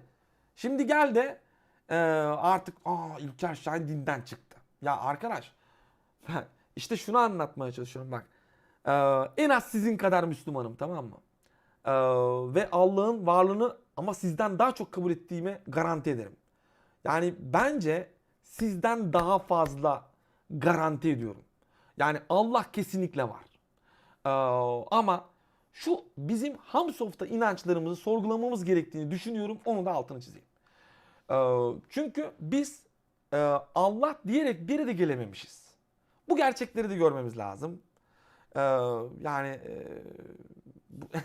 şimdi durum da ortada. Yani durum da ortada, değil mi? Allah bizimle övünmek istiyor. Ama biz var ya, şans eseri elinde İslam'ın bayraktarlığını tutan bir milletiz. Şans lan şans. Bak ciddi söylüyorum bak. Akıllıca bir aklımızla almadık, anlatabiliyor muyum? Bize kaldı oğlum. Çünkü neden? Arap Baharı oldu, Araplar gitti. Öbürküne bir şey oldu bilmem ne. Bütün Müslüman camiasını kırdılar geçirdiler. Bir kaldı Türkler. Zoraki bayrak bize geçti. Yani zoraki bir şekilde elimizde bayrağı tutuyoruz. Vallahi billahi tillahi diyorum. Bize bir şey olursa ayvayı yedi, o zaman kıyamet kopar oğlum. Çünkü neden? O zaman öğretilere göre yaşamanın bir anlamı yok. İslam felsefesi çöktü. Adamlar İslam'ı yok ettiler. Şimdi sen bu kafayla gidersen kusura bakma yani oraya gidiyoruz yani, anlatabiliyor muyum? Sonra Mehdi bekle. Ya Mehdi gelecekti ya falan. Ya arkadaş sen Mehdi beklersen, tamam mı? Yani biraz daha çok beklemen lazım. Astrolojik verilere göre 2027'ye kadar, yani 2027'de gelmeyen Mehdi zaten bir daha da gelmesin. Bir anlamı da yok. Yani o dakikadan sonra zaten Yani bir daha 84 yıl sonra devrediyor. Seneyi devriyesi. Yani yani orada mesela hani gelmedi o dakika. İyi de be kardeşim, senin hayatın Mehdi beklemekle geçmiş. Sana kim söylüyor bunu ya? Ya sana hani böyle öğretmişler. Mehdi gelecek ama. Mehdi bizi kurtaracak. Tamam mı? Ee, ya arkadaş, tamam yani Mehdi gelsin bizi kurtarsın, okey de. Ya bir acık aklımızı da kafaya almak lazım. Neden? Bak, bizi bu hamsoftalıkla, kusura bakmayın. Bak, Fethullah Gülen denilen e, adam cemaatini kurdu. Takır takır takır takır söğüşledi mi lan bize? Söğüşledi. Kabul edin oğlum. Yani kabul edeceksiniz. Anladın mı? Kabul edin, kabul edin. Bizi söğüşlediler oğlum. Kabul edeceksiniz. Anladın mı? FETÖ denilen örgüt bizden beslendi lan. Türk milletinden beslendi. Beslenmedi mi? Ulan içinizde %80'i zaten ona para vermiştir. Ya mümkün değil ya. Ya kabul etmem. Bak, %80'i ona sempati duymuştur. Yani şunu anlatmaya çalışıyorum. Suistimal edildik mi? Edildik oğlum. Bitti yani. Bizi kandırdılar. Şimdi bu iş hocayla da olmuyor yani. Anlatabiliyor muyum? O zaman bu ne demek bu? Bu ne demek bu? İşte senin öyle Neptün Mars karşıtlığın varsa 3-9 aksında daha çok FETÖ'ler gelir senin üzerinden geçer. İşte bu tarz insanlar kandırılıyor zaten. Onların yüzünden onun yakın çevresi de kandırılıyor. Anlatabiliyor muyum? Çünkü bunlar direkt zaten hani bağımlı insanlar. Bunlar böyle şeyleri bağımlılık yapıyorlar. Yani bir yerlere zaten adanmışlık hissi. Ondan sonra 3-9 aksında ilahi konularla kafayı çizip ondan sonra işte kandırılmaya doğru yürüyorlar yani. Dini konularda. Çok gördüm ben. Çok gördüm kandırılmış insan. Ya işte arkadaşım, göreceksin potansiyelini. Diyeceksin ki abi dur bir dakika. Benim bu konuda ters işliyor. Benim o konuya biraz, değil mi? İstanbul'un göbeğinde seni bırakmış Allah, diyor ki yolu bul. Tamam da yolu, navigasyon yok. Ben nereden bulayım şimdi? Taksim'e nasıl gidilir? Ben nereden bileyim abi? Yürüye yürüye gidilmez yani. Değil mi? Orada bile sorma ihtiyacı duyuyorsun, değil mi? İyi tamam da kardeşim, işte elinde bir navigasyon olsa ne kadar güzel, değil mi? Yolu buluvereceksin. Taksim'e gidelim diyeceksin. Tık tık Taksim'desin yani. Oh kebap lan. İşte bu. Yani işte bu. Yani işte bu. Bu arada ben abiyle konuşup duruyorum. Birazcık sorularınıza bakayım ya. Kafanızı şişirdiysem kusura bakmayın arkadaşlar da. Ne yapayım işte böyle gazino ortamında ben. Gazino ortamında ben de mavi. Bak, kırmızıyı alayım mı? Bir dakika, kırmızıyı alayım size. Bak bir dakika. Tam kırmızı yapacağım şimdi.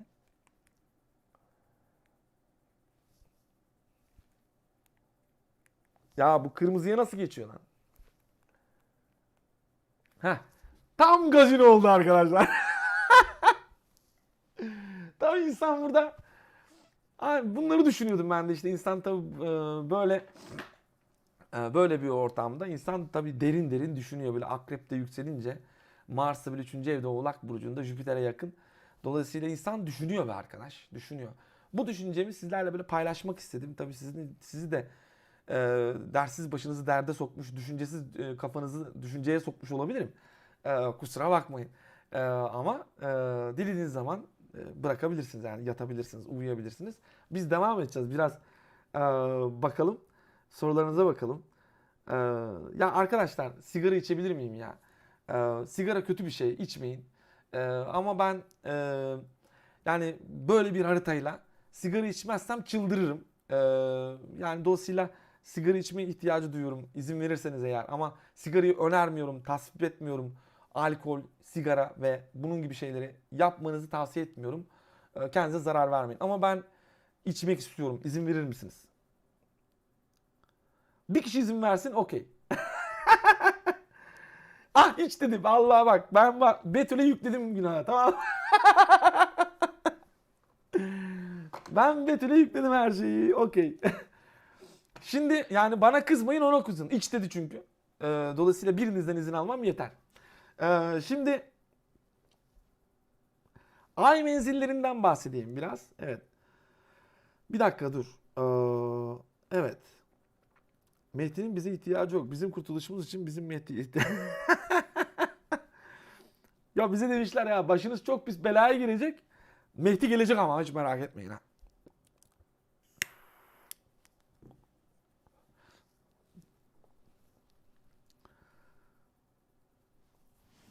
9. Şefik. 9. evde Uranüs varsa ay zıt açı. Şimdi Şefik mesela 9. evde Uranüs varsa mesela benim de Uranüs 9. evde. Tabi otomatik olarak bu şunu vaat ediyor. Şöyle yapalım bir dakika. Şunu vaat ediyor. Bir kere sen eksantrik bir insansındır. Marjinal, Uranüsyen dediğimiz karakter. Birazcık hani tepede biraz Uranüs olduğu için inançlar konusunda çok sivri yerlere gidebilirsin mesela. Mesela Uranüs burada marjinal inançlar. Tabii inanç sistemi sürekli değişebilir. Sürekli sorgulatır yani Uranüs 9. evde. Yani dini konuları çok seversin ya da tabii bu bir ateizme de sürükleyebilir seni.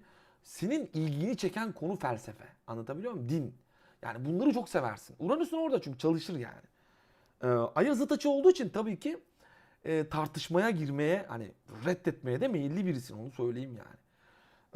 Yani tartışmayı seven birisin. Çünkü Ay orada bir de karşıt yapmış ya. Res çekebilecek birisin böyle. Çünkü Ay senin nasıl tepki verdiğini de gösteriyor. Sen normalde de böyle res çeken bir insansın. Dolayısıyla tabi bu biraz resleşmeli bir inanç sistemin olduğunu gösteriyor. Şimdi ama seni bu konuda suçlayamayız. Yani senin bu konuda sen bunları e, sorgulayacaksın hayatın içinde, anlatabiliyor muyum? Sen önüne yani bir sonuca ulaşacaksın. Sen bu hayatın içinde bir sonuca ulaşacaksın. Bu potansiyelle ulaşacaksın. Anlatabiliyor muyum? Ama bu bir ateizm olur ama bu bir İslam olur. Bilmiyorum. Bunu sen seçeceksin. Burada kimse bunu bilemez. İşte bu gayba girer. Anlatabiliyor muyum? Senin nasıl öleceğini kimse bilemez. Öldüğün ana bakarak sadece olay gerçekleşmiştir. Yani alametleri belli olan bir şeyden konuşabiliriz. Evet, öldüğün ana bakarak senin nasıl bir hayat yaşadığın konusunu haritanla da kıyaslayarak orta halli bir olasılık konuşabiliriz. Yani gayb başka bir şey. Arkadaşlar biz daha gaybın kelime anlamını bilmiyoruz. Yani bırak gaybı bilmeyi. Tamam mı? Gaybın kelimesinin anlamını bilmiyoruz. Tamam mı? Gayb kelime anlamı itibarıyla henüz biz daha onu bile keşfedemedik. Tamam mı? Bunu bir kere itiraf edeyim ben. Bir astrolog olarak. Yine bir bilim adamı da mesela bunu diyor. Ya aynı şekilde geleceği kimse bilemiyor yani. Tamam mı? Ama kader dediğimiz konu istatistikle işler. Tarih tekerrür eder diye atasözü var. Tamam mı? Hepimiz biliyoruz tarih tekerrür eder. Neye göre tekerrür ediyor? Ortada bir matematik var, istatistik var. Bu konudan finansal astroloji, medikal astroloji, ilişkiler astrolojisi birçok branş türemiştir. Yani daha çok sayabileceğimiz bir sürü branş türemiştir. Yani sen bu istatistiklere bakarak borsayı tahmin edebilirsin. Tabii ki kendi çıkarlarını kullanabilirsin, para kazanabilirsin. Bu senin en doğal hakkındır. Sen eğer o ilmi hak ettiysen artık sana müstahaktır. Evet, bunun lamı cimi yoktur. Çünkü ilim kimdeyse hakkı vardır. Dolayısıyla ilim kimdeyse hükmetme hakkı vardır. Ruhsatı elindedir. Dolayısıyla eğer sen o ilmi biliyorsan hükmedebilirsin. Şimdi bu anlamda kendi çıkarlarını da kullanabilirsin. Ama burada toplumun çıkarlarını da tabii ki çok çeşitli anlamda yani insanlara kandırmakla ilgili kullanmamanı öneriyorum. Çünkü bu da karma oluşturur. Ama tabii ki sen o ilmi elinde tutan ruhsatı elinde tutmuştur. Değil mi? Allah sana o ilmi verdiyse artık onu kazandıysan çünkü evrende sistem böyle işliyor arkadaşım. Evrende işler böyle işliyor. Anlatabiliyor muyum? O yüzden işte Illuminati bizi yönetiyor ya işte. Anlatabiliyor muyum? Ama toplumsal anlamda bak öyle de yönetebilirsin. Şimdi burada neye hizmet ettiğin çok önemli. Yani neye hizmet ettin? Sen astroloji ilmini kullanarak altını tahmin ettin, para kazandın, ailenin rızkını mı temin ettin? Yoksa sen buradan elde et yani insanları mı kandırdın? Bu çok önemli. Yani burada kimi yani topluma fayda mı verdin? Yoksa sen toplumu büyük bir belanın içine mi sürükledin? Bu çok önemli. Bunlar senin seçimlerindir. Bunu haritada göremeyiz. Yani kişinin sadece potansiyelini görebiliriz. Potansiyeli doğrultusunda. Evet mesela örnek Mars ikizler burcunda olan bir kadın ya da adam Neptün karşıtlığında birinci evde Mars Neptün karşıtlığında ilişkide problem verir. Yani şöyle diyeyim. Şimdi Mars 1-7 aksında ya da 2-8 aksında. Mesela 2-8 aksında Mars ikizler Neptün karşıtlığında bu kişiyi ya soymuşlardır. Şimdi bu kişi mesela hırsızlık yapmaya eğilimlidir. Şimdi ikizler burcu hırsızdır ama şimdi şöyle söyleyeyim, yani hırsız deyince de şimdi güneşi ikizler burcuna gidip de hırsız damgası yapıştırmayın. Böyle bir şey yok arkadaşım ya. Anlatabiliyor muyum? Yani bu o haritadaki potansiyel başka, yani bütün hepsini birden okuyacaksın yani. Bütün hepsini birden okuyacaksın. Anlatabiliyor muyum? Sen bütün ikizlere bak, şimdi mesela ne yapıyorlar? Bize öğretilen ikizlerin birileri öğrenmiş hırsızlık yaptığını. Ona bakarsan İdris peygamber, Merkür. O da hırsız o zaman. İdris peygamberin burcu. Ya da İdris peygamberi anlatan burç. Çünkü ikizler Merkür öğretmek. Şimdi sen Merkür'e hırsız dersen ama hırsız. Şimdi hırsızlığı var. Ama bu kötü olasılığı var. Aynı zamanda dağıtıcıdır. Yani haber de dağıtabilir. Şimdi ama kötüye kullanıldığında orada bir Mars, Neptün karşıtlığında seni bir hırsızlığa da teşvik edebilir. Ama sen seçtin mi? Ya seni kandıracaklar ya sen birini kandıracaksın. Bunu göremeyiz. Yani bir kişinin bu, ama şöyle bir şey var. Örnek veriyorum. Ben bunu yaptım mesela. Şu konuda mesela. Bir suç işlenmiş, bana gelinmiş. Ve önümde iki harita var. Bana dediler ki, bana danışanım diyor ki bu iki doğum tarihli olan kişilerden, ki doğum saati bile verilir. Yani doğum saati yok elimizde. Sadece kişi bana diyor ki bu ikisinden birinden şüpheleniyorum. Ben konuyla hiçbir alakam yok. Sadece şu konuyla dedim. Önüme getirilen bir tane harita çok masumdu. Yani bir harita yani diğerinden daha çok masumdu. Dolayısıyla ben sadece ona şunu söyleyebildim. Dedim ki bu harita yani çok masum. Bundan yani istinasyesine baktığımda da zaten bana haberi getiren, yani benim işte bu şeyimi çaldı diyen kadın da bu bu çalmış olabilir mi dediği kişi arasında sinastri olarak çok kötü özellikler vardı. Yani birilerine gıcık oldukları belli. Ben o potansiyeli de öngörerek bu kişiden şüphelenmemesi gerektiğini, ancak bu kişiden daha fazla şüphelenebileceğini söyledim. Ama kesin hırsızlık yapmıştır demedim. Dolayısıyla ama soru astrolojisi kullanarak olayı test ettim. Yani bu kişi bu suçu işlemiş olabilir mi dediğimizde evet, o suçu işleme olasılığı %80-90 üzerindeydi. Dolayısıyla elimde astrolojik verilerle evet, bu tespit ettiğim şahıs, ki kendisini tanımıyorum, hiçbir alakam yok. Ama danışanım mağdur olmuş, bana gelmiş, danışmanlık istiyor, medet umuyor. Dolayısıyla ben bu medeti karşılıksız bırakamam. Dolayısıyla ben bu anlamda taraf tutamam. Yani ben burada danışanımın tarafını tutarım. Bu noktada bana getirilen veriler doğrultusunda bu, ki bütün astroloji tekniklerine göre sorguladığımızda adamın bu konuda potansiyeli vardı. Haritasındaki potansiyeli göre ve o olay anındaki transitlere baktığımızda bu konuyla ilgili olasılık veriyordu yani. Tamam mı? Dolayısıyla o olasılığa göre ben böyle bir şeyin olabileceğini o arkadaşımıza söyledim. Ama bu noktada olay gerçekleşmişti. Yani olay gerçekleştiğinde, ki hala ihtimal konuşuyoruz bakın. Diyoruz ki olasılık bazında ihtimal dahilinde konuşabiliyoruz konuyu. Çünkü net bilemiyoruz, anlatabiliyor muyum? Sadece potansiyeli var ama soru haritasıyla da açtığımızda evet bingo diyor yani. Soru haritasında bile yani sorguluyorum işte falan filan kişi bu yani kişinin parasını çaldı mı dediğimizde 7. evin göstergesi arkadaşım yani 1. evin göstergesine şey geliyor. Problemli bir konumda geliyor. Dolayısıyla yani 7. evin göstergesi 2. evde mesela. Otomatik olarak soruyu soran kişi bu noktada 7. evin tam tersinde olmuş oluyor. Ya da soruyu ben bile sormuş olsam o anda danışanımla ilgili karşısındaki kişiyi kastettiğim için dolayısıyla otomatik olarak 1. evde mağdur olan kişi olmuş oluyor. Dolayısıyla bu şekilde sorguladığımızda da yani orada bir hırsızlık var ve ben bu kişi buldum ama bu mu acaba diye sorguladığımda bu olma ihtimalini ortaya koyuyor. Ama ki olasılık olarak koyuyor. Yani ben kesin bu suç işlemiştir diyemem. Elimde delil yok. Büyük karma alırım. Ama bu kişi de mağdur olmuş. Dolayısıyla bu kişiye de yardım etmek zorundayım, değil mi? Elimdeki teknik ilim ve verilerle o kişiye yardımcı olmak adına elinde başka suçlayabilecek delilin yoksa ya da elinde başka bu konuda önerebileceğin, şüphelendiğin biri yoksa, sadece bunların olabilme ihtimalini düşünüyorsan ben bu konuda bu kişinin daha potansiyeli yüksek olduğunu düşünüyorum dedim. Ama diğerinin diğer getirdiği haritada da masumiyeti çok ortamdaydı. Yani çok belliydi. Yani masumiyet nedir mesela? Yani ne bileyim, ya ayının konumu, tamam mı? Ondan sonra ayının mesela daha güvenceli açılar alması. Ondan sonra mesela bazı kişiler iftiraya kurban gidebilir mesela. Hani böyle açılar vardır, tamam mı? Bazı kişilere çok iftira olabilir. Mesela Lilith mesela bu iftiranın kralını işler mesela içeride Lilith.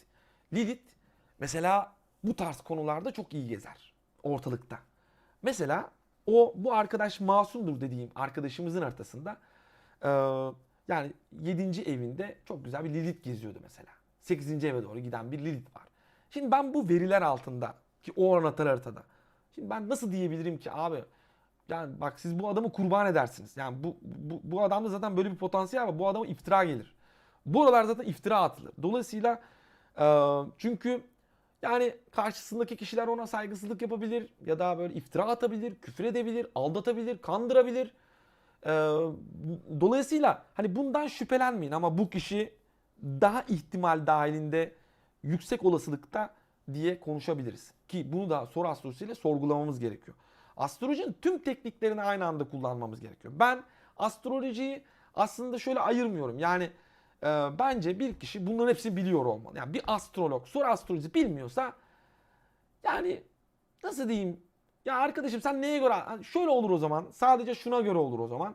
Yani ne olur, YouTube'da video çekersin. İşte evet ay Mars burcuna girdi. Şu ay Başak burcuna girdi. Şöyle olur, böyle olur, bilmem ne olur falan.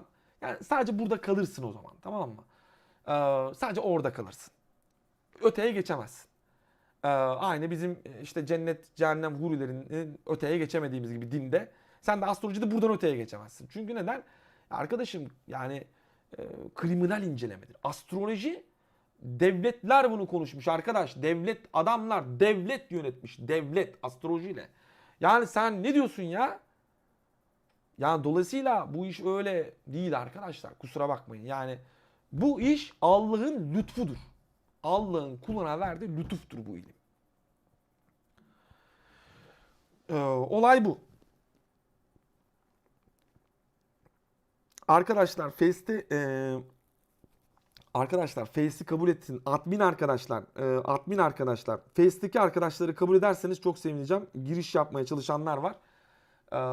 Kabul ederseniz çok sevineceğim. Hatta şuradan bakayım bir. Evet, bir kişi var. Onu da ben alıyorum şu an. Tamam, aldım. Evet. Şimdi yani şunu diyeceğim arkadaşlar. İşte yani bu gibi durumlarda arkadaşlar ya astroloji böyle kullanabiliriz. Bak mesela Rusya işte Türkiye'yi bak şu anda aslında baktığımız zaman çok iyi bir arkadaşlığımız var değil mi? Rusya'nın aslında Türkiye'de çok ciddi yatırımları var. Değil mi? Ortak yatırımlarımız var. Aslında baktığımız zaman hani Sayın Cumhurbaşkanımızla da haritası e, uyumlu gözüküyor. Ama oradaki işte bir Lilith bak. Bir Lilith her şeyi değiştirebilir. Ben bu dostluklarının bozulmayacağını düşünüyorum. Bu dostlukların bozulmayacağını düşünüyorum. Ki ortada o kadar şehit olsa dahi. Ee, Bu noktada. Ama Rusya'nın da ciddi başının belada olduğunu düşünüyorum. Bu noktada çünkü şey var. Rusya'nın devlet haritasında Satürn Şiron karşıtlığı var arkadaşlar. Satürn Şiron karşıtlığı var. Ve bu tetiklenecek. Yani ben bu olayda kontrol edilemeyen, bakın konular var. Olay mahallinde, olay anında Şiron Lilith kavuşumu var arkadaşlar. Bu entrikanın tillahını çevirir. Kusura bakmayın. Yani ben olayları medyadan dinlediğim gibi inanmıyorum. Kusura bakmayın. Ben öyle inanmayı 5 yıl önce bıraktım ben, tamam mı? Tesadüflere falan şey değilim yani. Ben matematiğe inanıyorum. Bakıyorum abi bu olay bu. Bakıyorum ihtimallerden de kusura bakmayın. Yani benim siyasi inancım da yok. Yani o noktada siyasi güvenliğim de pek kalmadı siyasetçilerinize. Dolayısıyla Şeye bakıyorum ben. Potansiyele bakıyorum ben. Potansiyele. Matematiğe bakıyorum yani. Olay anında böyle bir olay var. Yani olay anında böyle bir olay var. Entrika çevrilmiş. Bu konuda Türkiye de orada bu entrikanın içinde kurban gitmiştir. Rusya'da orada kurban gitme ihtimali var. Olay anındaki haritalarda da baktığımızda zaten var arkadaşlar. Yani kusura bakmayın. Yani acımız çok büyük. Bu noktada hani çok üzgünüm. Belki beni burada kınayacaksınız. Ben Rusya yandaşı değilim. Onu da belirteyim. Ben Türk vatandaşıyım. Yani çok da üzgünüm bu noktada ama astrolojik verilere göre bu olayda zaten Merkür yanık arkadaş. Merkür yanık zaten. Anlatabiliyor muyum? Bir, bu neyi ortaya koyar? Oradaki şehitlerin sayısı o kadar olmayabilir. Bir. İkincisi gizlenen bir şeyler var. Yani ben ihtimallere bakarım. Olay anında ben Jüpiter'le dersli duydum zaten. Olay anında. Ben dersliydim o sıra. Ee, Olay anı ilk geldiği zaman bize öğrencilerimiz bilir Jüpiter B sınıfıyla. Bana hemen getirdiler de hocam böyle böyle bir olay olmuş falan. 150 kişi ölmüş falan. Orada bir sorguladım. Ben de şok geçirdim yani. Çok üzüldüm. Hatta o dakikadan sonra ders zaten iyice şey olmaya başladı. Yani herkesin morali bozuldu. Yani tabii psikolojik olarak yani hadi üstüne hani başlamışın ilk birinci saattesin. Daha anlatacaklarım var. Herkes moralmen çöktü zaten. Nasıl oluyor lan diyorum. Yani ne oldu oğlum? Savaş mı çıktı yani? Üstüne bir de onun konunun üstüne bir de yani ders işlemeye çalışıyorsun o anda. Psikolojik olarak çok yıkılmıştık yani o an. Haritayı da inceledik. Zaten ders o dakikadan sonra tamamen ona döndü. Yani ben işleyeceğim konuyu değil de tamamen olay Rusya Türkiye arasındaki ilişkiye döndü yani. Onu izah etmeye başladım artık. Dolayısıyla olay anında da ben oradaki arkadaşlara dedim yani bu olayda arkadaşlar burada bir şaibe var. Merkür yanık çünkü. Burada çok ciddi yalan döner. Her türlü yalan döner. Yani ben kusura bakmayın yani biz de yalan söylüyor olabiliriz bu noktada. Yani üzülerek söylüyorum. Birileri yalan söylüyor. Merkür yanık çünkü. Balık yanık. Bir de yani e, şey noktasında pek bir de Güneş de Neptün'le beraber pek şey değil yani burada iç açıcı bir durum yok. Burada bir de Şiron Lilith kavuşumu var. Entrika'nın hani virüs ben niye diyorum size virüse dikkat edin. Ya abi yani kişisel olarak dikkat edin. Bu ara en yakın dostunu harcayabilirsin ya. Anlatabiliyor muyum? Çünkü ak izi it izine karıştı şu an. Dolayısıyla kim at kim it bilmiyoruz ki. Karıştı ortalık diyorum. O yüzden dikkatli olun. En yakın arkadaşını harcama. Burada belki iftira ediliyor olabilir. Evet belki suç işlediği gibi gözüküyor. Belki evet ortada bir şehit var. Ama arkadaşım dur bir dakika. Bir yerde bir hata ve bu hataya sen sürüklendin. Olabilir yani. Evet sen sürüklenmiş olabilirsin. Yani onu söyleyeyim. Yani bunu üzülerek daha söylemek istediklerim var ama söyleyemiyorum yani. Kusura bakmayın. Hiç de bu saatte taşlanmak istemem şimdi ama var yani. Bu noktada daha söylemek istediğim çok şey var ama söyleyemeyeceğim. Başka konuya geçelim.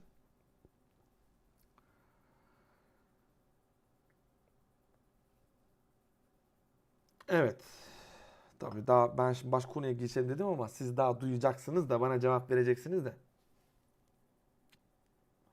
Bu gece evet. Dedem kabahat işliyor. Ben niye cezasını çekiyorum? Bana tuhaf geliyor acı. Zeynep yani deden kabahat işliyor. Sen ceza çekiyorsun işte. Bu konu böyle değil yani. Potansiyelle doğuyorsun.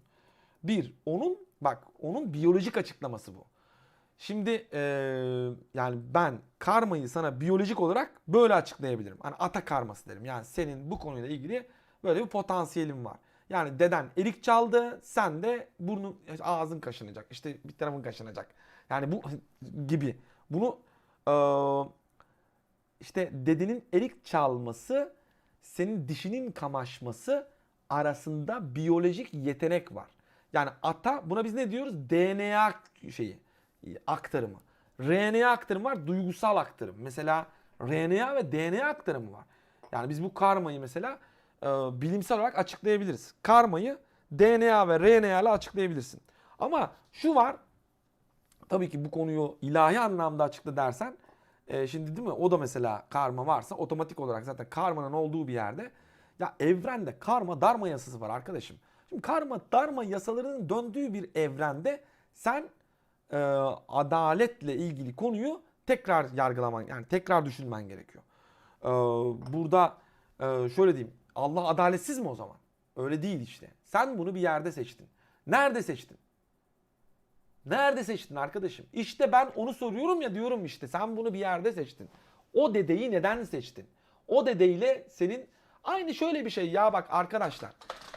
Şöyle bir matematik var. Kusura bakmayın. Hani bunu anlatacağım ama şimdi bazılarını idrak edemeyebilir. Anlayabileceğiniz seviyede yani en düşük seviyeye doğru.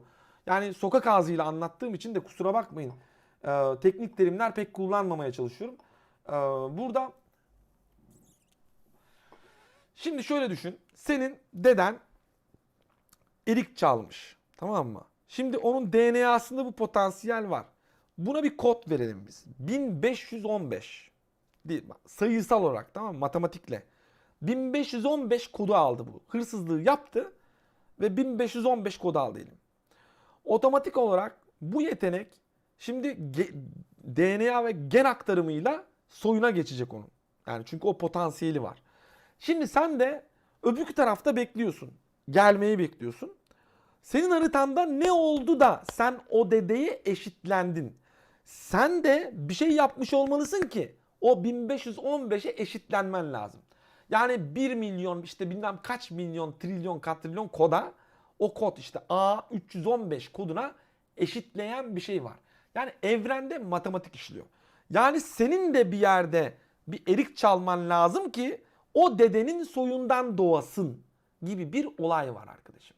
Yoksa o zaman da şöyle bir olasılık çıkıyor. O zaman da şuna geliyor. Eğer ata karmasını işte dedem çalmış şeyin dişi kamaşmış. Yok işte yediği hurmalar tırmalar konusu. O zaman o zaman hani herkes günahsız doğuyordu? Benim ne suçum var arkadaş? O zaman Allah'ı suçlarsın. Benim de suçum var lan dedem çalmış bana ne? Genetiği var sende. Anlatabiliyor muyum? Dedenin anılarını, genetik ve biyolojik şeylerini temsil ediyorsun. O zaman evrende bir hücre tipi bir yapılanma var. Yani erik çalanlar bir yerde, para çalanlar bir yerde. Şey olanlar bir yerde böyle bir kod var yani kodlar var tamam mı? Bir kod sistematiği var. Sen de bir yerlerde bir şeyler yapmışsın bu kod sistematiğinden birine sistem seni eşitliyor. Otomatik olarak diyor tınk diyor seni 315A'ya gönderiyoruz arkadaş. Yani sen aslında yaptığınla o dedeyi seçmen bir oluyor. Yani senin dedeyi görmen gerekmiyor. 315 koduna eşitlendiniz diyor. Aynı şey gibi seni böyle bir roketin içine koyuyorlar. Onun içine dedenin yediği elmaya geliyor. Ondan sonra deden o elmayı yiyor. Genetik olarak işte ninenden babana, babandan işte anana derken sen doğuyorsun hani gibi. Buna burada yani öyle düşünebilirsiniz yani. Sistem seni tınk diye bir şey eşitliyor ama senin de bir şey yapmış olman lazım. Çünkü sen o zaman diyor mu ilahi mekanizma çalışmıyor arkadaş kusura bakma yani. İlahi mekanizma çalışmıyor. O zaman derim ben bana ne lan dedemden? Dedem yapmış bana ne? Dedemin suçunu bana mı girdiniz? Yani o zaman sorgularım. O zaman ilahi bak ben sana net söylüyorum ya. Bir harita varsa bir de bunun öncesi var. Çünkü haritanın içinde kat kat var. Dolayısıyla kuzey ay düğümü ve güney ay düğümü var. Güney ay düğümü tarafından okursan haritayı zaten görüyorsun. Yani bu adam geçmişte ne yapmış? Şimdi arkadaş geçmişte ne yapmıştı? Bu adam daha dünyaya yeni gelmiş. 1979 doğumlu. Şimdi geçmiş de ne zaman? Hani 2020'ye göre 1976 mı? Geçmişe. Oraya değil daha geriye git daha geriye git. Yani belki de 1500 yıl öte bilmiyoruz zamanın ötesine bir şey. Yani bu olay bu dünyayla ilgili değil arkadaşım. Yani bu gidiş bu dünyayı kapsamıyor. Çünkü bu senin geçmişteki potansiyelini gösteriyor. Ve sen buraya yani senin natal haritan varsa kesinlikle netim. Yani bundan önce bir hayatın var. Olmalı başka türlü ispatlayamayız. Allah'ın adaletini burada Allah'ın adaletini ispatlayamayız ha. Bittik zaten orada Allah'ın adaleti tartışma konusu olur. Tövbe haşa sümme haşa bu gece ben çarpılmak istemiyorum. Yani elhamdülillah Müslümanım. Burada ama tabii böyle bir konu var. Yani e, ya bu işte bak Merkür balık şu anda benim güney ay düğümüne geliyor. Böyle Başak sistemime de karşıdan bakıyor. Soru cevap çok güzel oldu ya. Bu böyle Merkür'de balık ya böyle bir yerler işte. Ben şu an valla ben zamanda kalite anlatmaya diye girdim. Ee, aslında. Nereye anlatıyorum? Ne anlatıyorum? Ben de bilmiyorum şu an. Merkür balık ya kafama göre takılıyorum ya. Şu an kafama göre takılıyorum. Dolayısıyla Başak Stelyum'un karşısında bu Merkür Retrosu. O yüzden de bu noktada sizler de böyle hani karşımda çok kişi olacağını biliyorum zaten. Orada bir Stelyum var. 7. evimde. 8. evime doğru. O da kıstırılmış burç orada. 8. evime doğru. Tabii yani size izah ediyorum. Olay benim 1. evimde gerçekleşiyor. Merkür 1. evimde transit yapıyor. Bakın nasıl çalışıyor astroloji. Bak. Merkür bak nasıl çalışıyor bak. Görüyor musunuz? Yani şu an sizlerle birlikteyim. Bak size izah etmeye çalışıyorum. Çünkü 7. evim, 8. evim yani. Bak o stelyumu anlatmaya çalışıyorum. Karşımda çok şu an bilmiyorum göremiyorum burada kaç kişi var ama nerede kaç kişi? Aha 171 kişi bizi izliyor. Buralar. Burada tabii 170 orada bir Jüpiter var. O eder zaten. 170 eder o. Yani o 1000 eder. Bu video yarına kadar bir 3000 4000 yapar. Ben bunu YouTube'a da yüklerim. Ee, o Jüpiter var. O Jüpiter orada bayağı eder yani onu söyleyeyim. Ee, yani mesela sizin beni takip etmeniz benim 7. evimdeki Başak Jüpiter'im yüzünden. Çünkü o Jüpiter Güneş'ime trine 11. evde. Dolayısıyla ben hayatım boyunca topluluklar içinde evet hep bir topluluk yönettim. Hep bir toplulukla beraberdim. Hep bir topluluğa bir şeyler izah etmeye çalıştım. Ya tasarım sundum ya dizayn ettim ya bir şeyler hep böyle beraberdik aslında.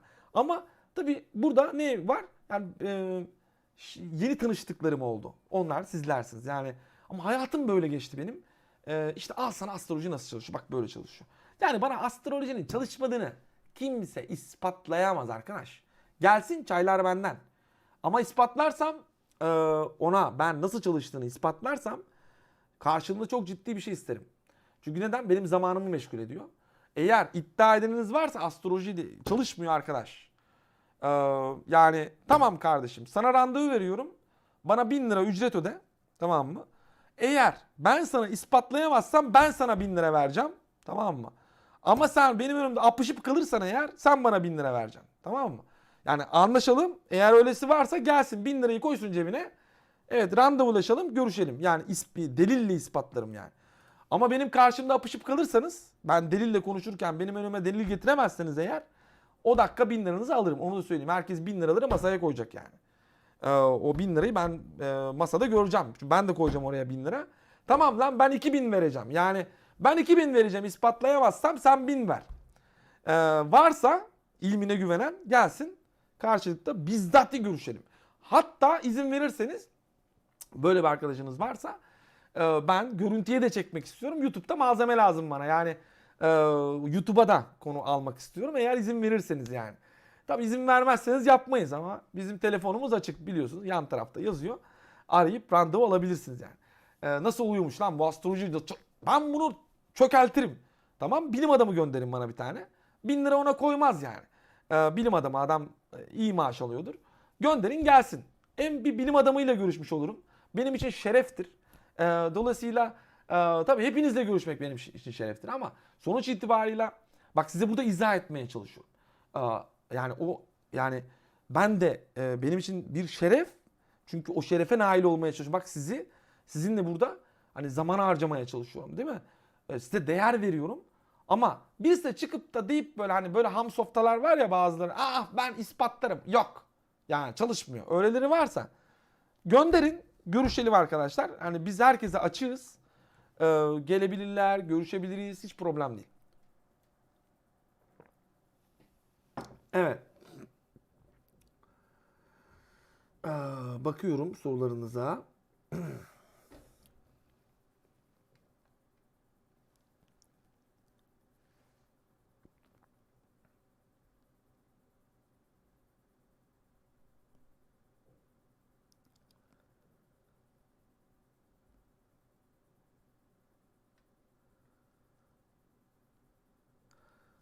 Furkan, evet, Peygamber Enok'un kitabını, zaten o Hazreti İdris'in kitabı işte Enok. Birçok ismi var arkadaşlar. Yani birçok ismi var. E, İdris peygamberin. Enok deniyor, Merkür deniyor, Hermes deniyor. En çok mesela anılan ismi Hermes'tir. E, şeyin en çok anılan ismi Hermes'tir. e, İdris peygamberin. Hermetik ilimler, hermetizm de ondan doğmuştur zaten. Zümrüt tabletlere dayanır. Astrolojinin temeli Ra'nın gözü, Ra'nın öğretileri diye geçer. Ee, yine oraya gider. Yani bu işin temeli İdris'tir yani, onu söyleyeyim. Yoksa bir insan yeryüzünden bakarak güneşi asla yani güneşe bakacak, yıldızları görecek, anlam yükleyecek. Hadi canım sen de. Ya insan onu keşfedemez. İnsan öyle bir akla sahip değil. İnsan görmediği, öğrenmediği bir şeyi yani türetemez. Anlatabiliyor muyum? Mesela örnek, biz tasarımcılar için söylenen bir şey var mesela. Ben görmediğim bir şeyi tasarlayamam arkadaşım. Yani insan asla görmediği bir şeyi tasarlayamaz. Görmesi gerekiyor. Yani görüp türetebilir ancak. Türetmesi gerekiyor. Yani ben boş bir beyinle hiçbir şey tasarlayamam. Yani insan öyle angut angut şeye bakarken gökyüzünde yıldızlara bakıp anlam yükleyip oradaki Başak Burcu'ndaki Zosma yıldızına anlam yükleyecek. Koç burcuna anlam yükleyecek. O ona kare yapınca bilmem ne olur falan. Geç bunları. Yani astroloji tamamen ilmi dışarıdır arkadaşlar. İdris peygamber de bu dünyaya ait değil. Onu da söyleyeyim. Yani İdris peygamberin bu dünya ile yani dışarıdan gelmiş bir peygamberdir. Başka türlü zaten bu peygamberler silsilesini de açıklayamıyoruz. Yani örnek mesela peygamberler. Ya arkadaş 124 bin peygamberden bahsediliyor. Ben sayıyorum 15 tane değil. Şimdi 124 bin peygamber nerede abi hani? Hani öyle diyor. Allah diyor, bak ne diyor? Allah ben alemlerin Rabbiyim diyor. İşte diyor kaç bin alemdi be? 18 bin alem. Kaç bin alemdi? Biz yazın be. Valla kafam karıştı. Şu an benim gitti Merkür Balık, ne geliyor ne gidiyor ben de bilmiyorum. 18 bin alem miydi? Kaç bin alemdi ya? Ne diyor yani orada bak. 124 bin peygamber vardı hani. Var. Bakıyoruz şimdi var ama işte onların yarısı zaten yani illa bize geldi. İlla şey değil. Yani şu noktada yani Allah evrenin birçok yerine peygamber gönderiyor. Örnek, ben şunu söylüyorum. Hz. Muhammed sallallahu aleyhi ve sellemin Miraç gecesi hadisesinde miraca çıkarken başka boyuta gidiyor. Net ortada arkadaşım. Zamanda yolculuk var lan orada. Zamanda yolculuk var. Zamanda yolculuk. O yani bizim peygamberimizin o anda geri döndüğünde de yatak sıcacık. Bak şimdi. Burada çok ciddi bir kozmik bir olay işliyor. Şimdi sen burada maşallah, subhanallah, peygamber, Allah'ın peygamberi miraca çıkmış subhanallah diye düşünürsen o ayrı bir manevi coşku. Ayrı bir şey. Kutluyorum seni, güzel bir şey. O coşkuyu yaşamak lazım. Ama arkadaşım bunun arkasında zamanda yolculuk var. Yani bizim peygamberimiz zamanda yolculuk yapmış arkadaş. Anlattığı konu buna geçiyor. Anladın? Bilim bunu ispatlıyor. Zamanda yolculuk var. Kur'an'da da var, bu yazıyor. Şimdi biz onu aldık, işte, miraca çıkardık. Bu konuda yani bir de geri döndüğünde Peygamber Efendimiz diyor ki yatak sıcacıktı. Yani çıktığım gibiydi diyor. Yani an oldu diyor. Anda gittim geldim diyor. Ve anlatacak bir sürü şey var. Şimdi o anın içinde ki buna işte bazı işte kişiler tayin mekan konusu da buradan gelir. Mesela enteresan, beni bir Burak aldı diyor. Burak atı, binek. Burak mesela. Biz Burak'ı zannediyoruz ki at. Yani belki geldi abi, bir gemi geldi aldı. Bilmiyoruz ki yani. Burada hani bize anlatılan sanki bir hayvanat gibi bir şey. Belki ona benzeyen. Belki de bir yani, çünkü arkadaşlar şunu da kabul etmemiz gerekiyor. Yani bu Melekler Konseyi konusu da mesela yine yani bu da biraz araştırılmalı. Yani Melekler Konseyi de sanki zaten şu anda Melekler Konseyi varmış gibi de var. Yani bir durum var. E, bu da mesela Galaktik Konsey ile çok benzeyen yerleri var. Kur'an-ı Kerim'de yani bu Galaktik Federasyon konusunu da aklımızda tutarak Kur'an-ı Kerim'i okuduğumuzda önümüzde çok değişik veriler çıkıyor. Şimdi yani Kur'an-ı Kerim çok ilginç bir lügat, yani ilginç bir ilim, ilginç bir bilgi barındıran bir kitap, kozmik bir kitap. Dolayısıyla bu anlamda burada sanki mesela o şeytanın hani res çekişi, Adem'e secde etmem deyişi falan. Mesela bu mevzular çok enteresan mevzular arkadaşlar. Yani bu konunun Kur'an-ı Kerim'de anlatılıyor. Yani o anlatıldığı konunun kozmik olarak incelediğimizde Galaktik Federasyon ve yine düşmüş melekler konusu mesela. Ki mesela o melekler melekler konseyi. Mesela düşün, koskoca alemlerin Rabbi meleklerle görüşüyor. Allah Allah, ne gerek var? Ya koskoca alemlerin Rabbisin yani. Değil mi? Kaç bin aleme hükmediyorsun. Ver cezasını gitsin yani. Ne muhatap oluyorsun? Öyle değil işte. Bilmek istedim diyor. Orada bir konsey var. Hatta oradaki melekler diyor ki biz seni tespit etmiyor muyuz? Yani neden Adem'i yaratıyorsun şimdi? Melekler itiraz ediyor bir kere. Yani ama şeytan itirazına devam ettirildiği için o düşüyor yani oradan. Yani aslında konseyin en başındaki kişi. Yani şeytan aslında konseyin en başında o anda. Yani hatta orada melekler diyorlar ki, bakıyorlar diyorlar ki, işte astroloji gibi bir şey var herhalde. Bakıyorlar diyorlar ki eyvah, içimizden birisi tehlikede. Diyorlar birini Allah buradan gönderecek yani. Ondan sonra hatta şeytana söylüyorlar, yani onun da azı o zaman Azazil. Diyorlar ki Azazil'e, ya diyorlar seni gönderebilir. Dikkat et diyorlar. Allah'la çatışma diyorlar. Melekler uyarıyor Azazil'i. Azazil de gülüyor, diyor ki ya diyor oğlum ben diyor sizin başınızım lan diyor. Tamam mı? Bir de Azazil o zamanlar Yıldız Savaşları diye bir savaş oluyor. Çok ciddi bir, yani o Star Wars'tan gelir. Star Wars filminin senaryosu bizim o şeytanın şeyden kovulma hadisesiyle birbiriyle çok ciddi bağlantılar var. Şöyle anlatayım. Mesela örnek. Şunu anlatmak istiyorum. Şimdi kafada gidiyor geliyor, bak bir geliyor bir gidiyor işte. Merkür Balık böyle be arkadaşlar. Burada şimdi Galaktik Federasyon. O arada yıldızlar arası çok ciddi bir savaş çıkıyor arkadaşlar. Hani sene kaç milyon önce bilmiyoruz. Tamam mı? Ama bu olay şeyde var. Tabletlerde var. Şimdi hangi tablet? Ya Mahabharata destanında var. Orada ulan gemin oğlum ışın kılıçları at. Işın okları atıyorlar. Yani ateş düşen oklar diyor. Ya arkadaş bu bildiğin ışın. Yıldız savaşları olmuş oğlum. Yani çok ciddi bir savaş yaşanmış mesela dünya menşeli. Dünyada olmuş ama galaksiler arası bir savaştan da bahsediyorlar. Yani galaksiler arası bir savaş ve orada Azazil var. Azazil o noktada çok ciddi aklını kullanıyor ve bu savaşı engelliyor.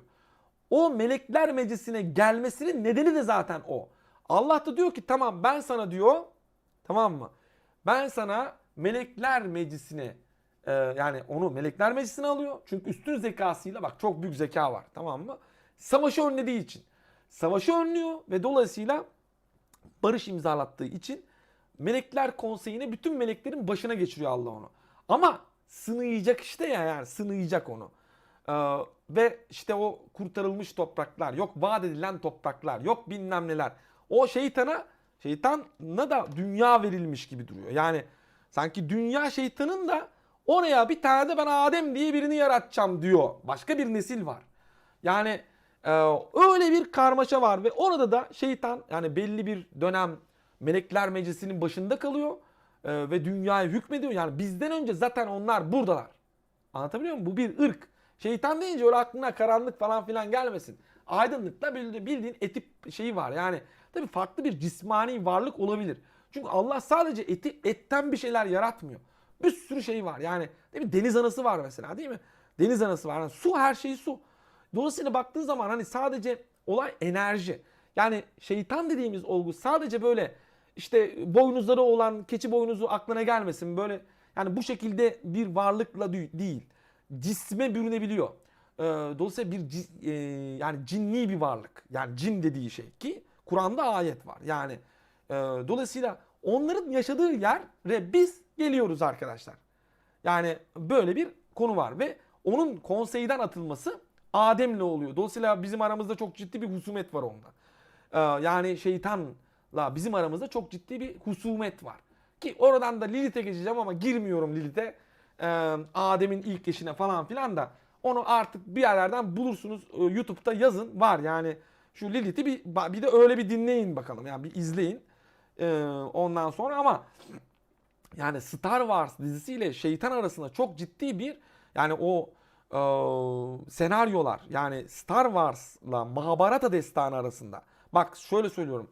Mahabharata destanıyla Star Wars arasında ve Star Wars'la şeytanın yani Galaktik Konsey ve Federasyon'dan kovulması ile ilgili çok ciddi bağlantılar var arkadaşlar. Yani ne demek istediğimi o verileri Kur'an verileriyle ve oradaki tabletlerle karşılaştırdığınızda ortaya çıkıyor. Yani şimdi burada şu var. Yani ortada diyorum bakın kozmik bir bilgiden bahsediyoruz. Yani ben kesinlikle diyorum bakın Allah var. Tamam mı? Ama bu Galaktik Konsey ve Melekler Konseyi konusu e, Melekler Konseyi konusunu araştırdığımızda yani birbirlerine çok benzerlik gösteriyorlar. Dolayısıyla elimde kanıt ve delil yok. Ben sadece benzerlik gösteriyorlar diyorum. Olabilir. Yani oradaki melekler acaba o Galaktik Konsey'deki federasyonun üyeleri mi? Çünkü bunlar da başka ırklardan bahsedilen hani Galaktik Federasyon ne peki? Galaktik Federasyon da yine bu konuda mesela şeyi okuyor. Bak ben size Serhat Ahmet'ten yani burada bu işin yani gerçekten benim bugüne kadar hani okuduğum ya da yani YouTube'da izlerken keyif aldığım adamlardan bir tanesi. Serhat Ahmet Tan. Kozmik Satranç ve Galaktik Konsey kitabını okuyun. Ne demek istediğimi o zaman belki anlarsınız. Yani şimdi ben sana bunu nasıl anlatayım? Bu kitabı okumanla. Oku yani. Oku ne demek istediğimi anlayacaksın. Dolayısıyla yani oradaki donelerle de bunu birleştirdiğimizde orayla da bunu bağladığımız zaman birbirine çok ciddi bağlantılar içeriyor. Tabii ki bu noktada ben belki Serhat Ahmet Tan'ın dediği şeyden çok uzaklaşmış olabilirim. Ee, yani hani ben sadece yani Galaktik Konsey'in anlatıldığı yerin ya da evet yani ana tema olarak Serhat Ahmet Tan'ın dediği yerdeyim. Onu söyleyeyim yani Kur'an-ı Kerim'i ayetlerini de ortaya koyarak çok ciddi bir tespitte bulunuyor ki bu adam gerçekten izlediğimde yani keyif aldığım adamlardan bir tanesi. Vallahi sabaha kadar konuşsa izlerim. Yani hatta yani nasıl diyeyim yıllar boyu konuşsun ya ben dinlerim onu yani. Tamam mı? Sıkılmam. Dolayısıyla tavsiye ederim. Burada arkadaşlar başka istediğiniz bir şeyler var mı? Anlatıyorum ben de çene bol.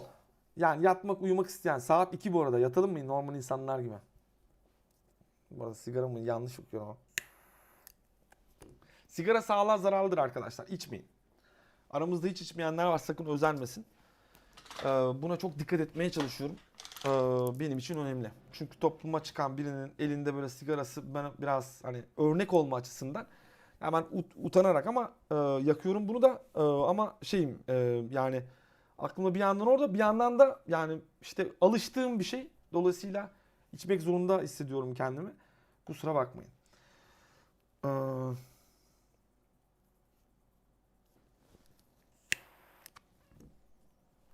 evet sormak istediğiniz bir şeyler var mı?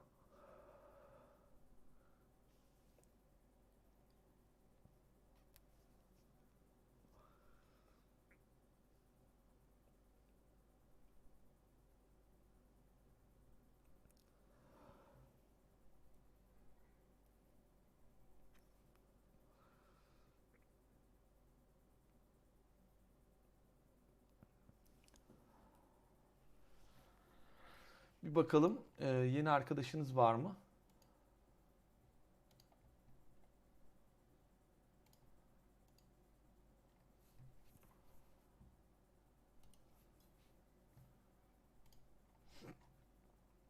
Evet. Sanırım size daha yeni gitti. Şu anda e, yukarılara bakıyorum. Herkes izliyor, el sallıyor. Sorulara bakıyorum.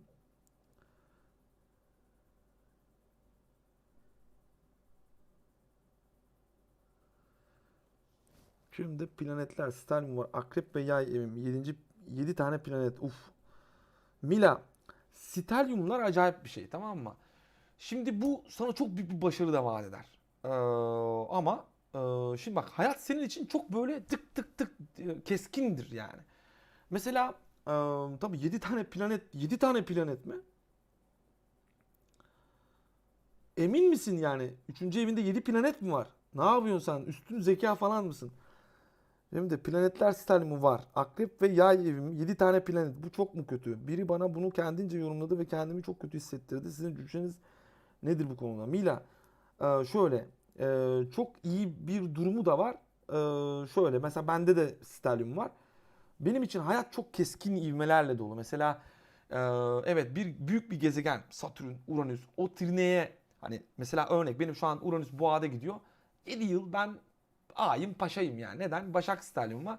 Trine, trine, trine, trine de, hani trine de trine, trine de diye geliyor yani. Şimdi bu ne? Tabii bu bana sizin sayınızın çoğalacağını vaat ediyor. Daha 3 derecede Uranüs ne yapsın garibim. Yani bir 10 derece olduğunda demek ki burada bir 10-15 bin, 20, 30, 50 bin, 100 bin diye çoğalacağınızı görüyorum. Üçüncü evimde zaten Uranüs. Bu bana önümüzdeki 7 yıl boyunca bu konuyla ilgili sayınızın çoğalacağını vaat ediyor. Ama şimdi mesela örnek, oraya karede yaptığı zaman olacak. Dolayısıyla o da engelleme potansiyeli. Şimdi bir sterliumum varsa bir yerden çok ciddi bir yani mesela benim güneşimde sterlium trine, Merkür trine. 11. evde, dolayısıyla ben bak sosyal medyada şu anlar sizlere bir şeyler izah etmeye çalışıyorum. Bak hayat nasıl çalışıyor, görüyor musunuz? Şimdi burada Uranüs ikisine birden trine. Ama mesela örnek kare yaptığında da oradaki şeyi mesela engelleyebilir. Veya o anda başka bir şey, büyük bir gezegen orada olumlu açıya gelebilir. Mesela Satürn gelir. Orada mesela Oğlak Burcu'nda giderken Satürn'den ben evet, benim bütün arkadaş çevremi revize etti. 2,5 yıldır yani güneşimin üzerinden geçerken. Ama şu var. Satürn Oğlak Burcu'nda benim otomatik olarak hani Başak Stelyum'a da trine yaptığı için ne oldu? Çok güzel oldu benim için. Ama 12. evimde hareket ettiği için Satürn'ü pek böyle rahat hissedemedim. Kendimi ortaya çıkaramadım. Ama bak Satürn şu anda Kova burcuna doğru gidiyor değil mi? Daha ön plana çıkmaya başladım bak. Satürn birinci evine doğru geldiğinde hani daha baskın olursun. Ama mesela hani Balık burcuna geldiğinde daha rahat edeceksin anlamına geliyor. Çünkü toprak ya, sterliumun veya işte orada ateş sterliumun varsa, Yay burcundaysa mesela ateş hava sterliumun varsa, yani seni daha çok ateş ve hava sterliumları etkiler anlamında. Şimdi mesela yay sterliumu dedin. Otomatik olarak demek ki ikizler yay, tutulmalar orada olacağı için, şimdi o kadar çok büyük kombinasyonlar var ki. Şimdi gezegen geçişlerinden önce tabii kat ve gada da bakmamız lazım. Çünkü sizler hep kat yönünde gitmektesiniz. Yani normal dışarıdan geç, Ahmet'i çağır gel. O da kat yönüne göre gidiyor. Yani fark etmez. İster farkında ol, ister olma. Kada doğru gidersin sürekli. Kat senin transfer hattında neredeyse, sen oraya doğru eğileceksin ve konular orada. Çünkü tutulmalar orada oluyor. Yani güneş tutulması, ay tutulması hep kat gat ekseninde olacağı için. Dolayısıyla önümüzdeki Haziran'dan sonra da ikizler ve yaya geçtiği için de otomatik olarak senin sterliumunu etkiliyor bu. Sende tabii ki çok ciddi bir potansiyeli ortaya çıkartacak. Çünkü orada ışık yanacak değil mi? Tutulma olacak sürekli. Ee, Yani oradaki potansiyeli ortaya çıkaracak. Üçüncü ev olduğu için belki bu eğitimler anlamında, öğretimler anlamında, belki bir hitabet ya da bir anlaşma anlamında, sözleşme anlamında çok ciddi potansiyeli ortaya koyabilir. Şöyle diyeyim, genel anlamda sana verdiği şey şu: stelyumlar çok yüksek enerjilerdir. Üçüncü evinde olması senin zihinsel aktivitelerin çok üstün olduğunu gösteriyor. Yani bu seni çok ciddi akılla ulaşan ya da akıl yürüten bir kişi ya da zihinsel faaliyetlerin çok yoğun olduğunu gösteriyor. Tabii ki bu noktada belki seni psikolojik olarak böyle bir depresyonda tutabilir. E, Yani 7 planetten bahsediyor. Tabii ben 7 planetin de orada olduğunu düşünmüyorum ama asteroidleri falan da mı planetten sayıyorsun? Bilmiyorum. Hani bu biraz imkansız. Yani asteroidleri de sayıyorsun büyük bir ihtimal. Burada hani orada bir yoğunluk varsa otomatik olarak bu senin zihinsel faaliyetlerini arttırır. Mesela sterlinler yani bir yerden iyidir, bir yerden kötüdür. E, Yani sadece kötüdür diyemeyiz. Duruma göre değişir. Mesela oraya trine yaptığında çok ciddi aktivasyona girersin. Sextil trine olumludur. Tabii ki burada biz en çok neyi önemsiyoruz? Tabii burada mesela ay 28 günde bir gökyüzünde fıldır fıldır dönmekte yani. Şimdi fıldır fıldır dönerken bu ay senin sterlimuna bir kare yapıyor 2,5 günde bir. 2,5 günde bir kare, bir 150, bir 120, bir 180, bir hani 28 günde zodya döndüğü için dolayısıyla mesela senin duyguların çok hızlı değişiyordur zihinsel algoritman aydan dolayı. Ay transitlerinden etkilendiğin için. 2,5 günde bir ruhsal anlamda algoritmik olarak hızlı ivmelerle değişiyor olabilirsin. Ama mesela örnek Mars bir burçta 2 ay gidiyor. Şimdi Mars oraya güzel açılar yaptığı zaman ateş sterlimin olduğu için mesela Aslan'da giderken, Koç'ta giderken Mars mesela sana çok güzel fırsatlar sunabilir. Mesela Mars retro yaptığında mesela örnek bu yıl Ağustos'tan sonra 2020'nin Ağustos'tan sonra Mars retro yapacak ve neredeyse sene sonuna kadar Mars orada retro. Senin Koç burcunda Mars retro yapacağı için otomatik olarak senin Yay burcuna da trine yapıyor. Bu senin evlilikle ilgili mesela Yay burcu senin 3. evinde miydi? 3. evinde ise yani finansal konular tabii Placidus olarak hani tam olarak nerede tam bilmiyorum haritanı görmedim ama yani 3. evini tam mı almış yarıdan mı almış onu bilmiyorum ama evlilik e, ortaklık alanında veya eşinin maddi kaynakları finansal konularda da etkileyebilir. Burada sana bugüne kadar yapamadığın fırsatlar da koyabilir bu Mars. İşte diyorum ya mesela Mars retro eyvah yatın mesela. Allah kaçın Mars retro. Ama öyle değil işte. Kişisel olarak mesela bu Mars retrosu seni iyi etkiler. Çünkü Mars'ın retrosu senin yay burcuna olumlu açı geliyor. Yani olumlu besleme yapıyor. Ama mesela senin Oğlak sterlimin olsaydı seni kötü etkilerdi mesela. Yani Oğlak sterlimin olsaydı seni daha kötü etkilerdi. Mars'taki retro. Veya Venüs mesela İkizler Burcu'nda retro yapıyor. Senin sterlimin karşısında yapacak. Mesela Nisan-Mayıs döneminde. Venüs mesela orada retro yapacak. Şimdi bu retro senin sterlimin karşısında gerçekleştiği için otomatik olarak senin demek ki 3-9 aksında bazı anlaşmalar fes olabilir. Burada sana muhalefet eden birileri ortaya çıkabilir. Yani Nisan-Mayıs ayında hani biraz tedirgin olduğun bir durum oluşabilir. İlişkiler anlamında koparıcı özellikler ortaya koyabilir. Seni biraz asabi yapabilir. İlişkiler anlamı çünkü Venüs ilişkiler modunu gösteriyor. Senin sterlimin karşısında böyle bir şey oluşturması otomatik olarak hani gezegenlerin türlerini bilmiyorum ama hani neler var orada. Ama Venüs burada bu gezegenlerin hepsini görerek retro yapacak. Yani Yay burcundaki gezegenlerin hepsini görerek retro yapacak. Dolayısıyla bu da seni biraz agresif hale getirebilir. Agresif yani genel olarak konuşursak agresif bir potansiyelini ortaya çıkartabilir. İlişkiler konusunda daha res çekici etkiler ortaya koyabilir. Tabii ki gezegen yani dizilimlerini bilmiyorum. Tam olarak haritanı görmedim. Ancak bu kadar yorumlayabilirim. Ee, diyebiliriz. Olasılık bazında diyebiliriz. Evet. Ee, Mila. Devletova. Mila şey sanırım dışarıdan. Mila Azerbaycan olabilir. Mila Devletova. Selamlar Azerbaycan'a ya da bilmiyorum hani hangi Azerbaycan olduğunu düşünüyorum ama evet başka evet arkadaşlar yani benden bu kadar. Bu gecelik bu kadar olsun. Sizlerin sorularına bakıyorum. Merak ettiğiniz varsa bir şeyler açıklayabilirim. Benim de Şiron, Satürn, Uranüs karşıtlığım var. Şiron, Satürn, Uranüs karşıtlığı hangi evde Zeliha? Mesela Satürn, Şiron karşıtı otoriteden çok ciddi yara alabilirsin. Mesela tetiklendiği zaman hani baba olabilir, koca otoritesi olabilir. Ee, yani Uranüs de oradaysa bu olaylar ani olabilir. Şiron karşıtlığında böyle çok ciddi özgürlüğünü kısıtlayan noktalarda oluşabilir. Zeliha tam olarak evini bilmediğim için de hangi konuda olur onu bilmiyorum. Bir gecede evet onu dedik cevapladık.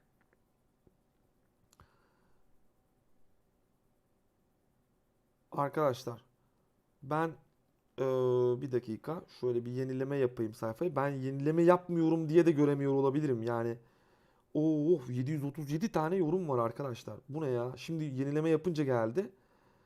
Oo ben keşke böyle yenileme yapsaydım ya. Ben Ciddi söylüyorum arkadaşlar, kusura bakmayın, ne yapayım ama öğrendik şimdi he. Yenileme yapmadığım için. Abi bu ne? Bir sürü yazı var burada.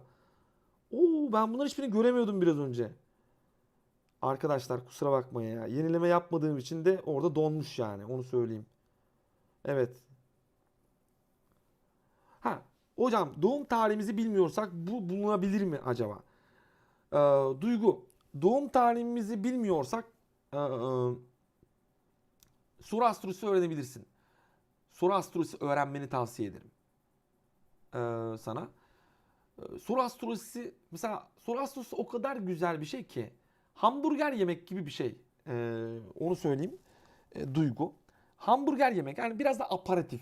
Yani çok fazla işte zor bir şey değil. Natal harita gereksinimi yok yani. Natal haritana gerek yok. Anlatabiliyor muyum? Soru astrolojisi öğrenerek de hayatta birçok şekilde birçok şeyi sorgulayabilirsin. Ya sadece hani bu tarz hani haritasını bilmeyen arkadaşların soru astrolojisi öğrenmesini tavsiye ederim. Böylelikle natal haritan varmış gibi hareket ediyorsun. Çünkü kafana takılan her şeyde ilahi iletişim kanalına açık. Yani direkt otomatik olarak gökyüzüne soruyorsun. Yıldızlar zaten sana hiçbir zaman yalan söylemezler. Onu söyleyeyim. Gökyüzü asla yanılmaz arkadaşlar. Astrolog yanılır ama gökyüzü yanılmaz. Onu söyleyeyim. O yüzden ben bütün sorguladığım soru haritalarını hep kaydederim. Yanıldıysam yanılma payım olabilir. Ben yanlış yorumlamış olabilirim. Astrolog yanlış yapmış olabilir. Ama gökyüzü asla yanılmaz. O harita tekrar geri dönüşüm olarak sorgulandığında orada hatayı görebilirsiniz. Asla gökyüzü yalan söylemez arkadaşlar. O yüzden ben hep saklarım yani sorularımı, soru haritalarımı hep saklarım. Bayağı da bir soru arşivim oldu. Ee, Yani bayağı bir soru arşivim oldu. Onu da kitaplaştıracağım işte şimdi burada. Yani 2000-3000'i geçtim yani şu anda 3000 civarlarında sorum var. Ve bu sorular real sorular. Yani sizlerden geldi, şeyden geldi, kendim sordum, ailem sordu, arkadaşım sordu. Hepsi realite. Yani dolayısıyla şu anda onları birleştiriyorum. Bir kitap hazırlığı içindeyiz. Ondan sonra sizlere ama uygulamalı anlatacağım. Kitap 2 cilt olacak.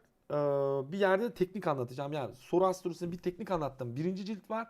Soru astrolojisi tekniğini anlatacağım orada. Biraz teknik anlatmak zorundayım. Kusura bakmayın. Ama biraz da tekniği böyle basitleştirerek anlatacağım. Yani eğer şey varsa, şey verdiysem, ne derler ona, bir terimden bahsediyorsam kesin açıklaması oradadır yani. Ve onu da sokak ağzıyla anlatmışımdır size. Onu da belirteyim. Şimdi ha, Özbekistan'mış. Mila Devletova. Özbekistan'a selamlar. Ee, Meryem o kadar çok mesela Satürn döngüsüne gireceğim Kova'da ama Satürn kıstırılmış, bana etkisi nedir? Meryem şöyle söyleyeyim, kıstırılmış burç, kıstırılmış burçta orada bir gezegen var mı? Önemli olan o. Mesela kıstırılmış burçta eğer bir gezegenin varsa zaten o artık kıstırılmış değil. O ötelendi yani bir diğer eve. Tabi burada duruma göre değişiyor. Bazen gerideki evde de olabiliyor.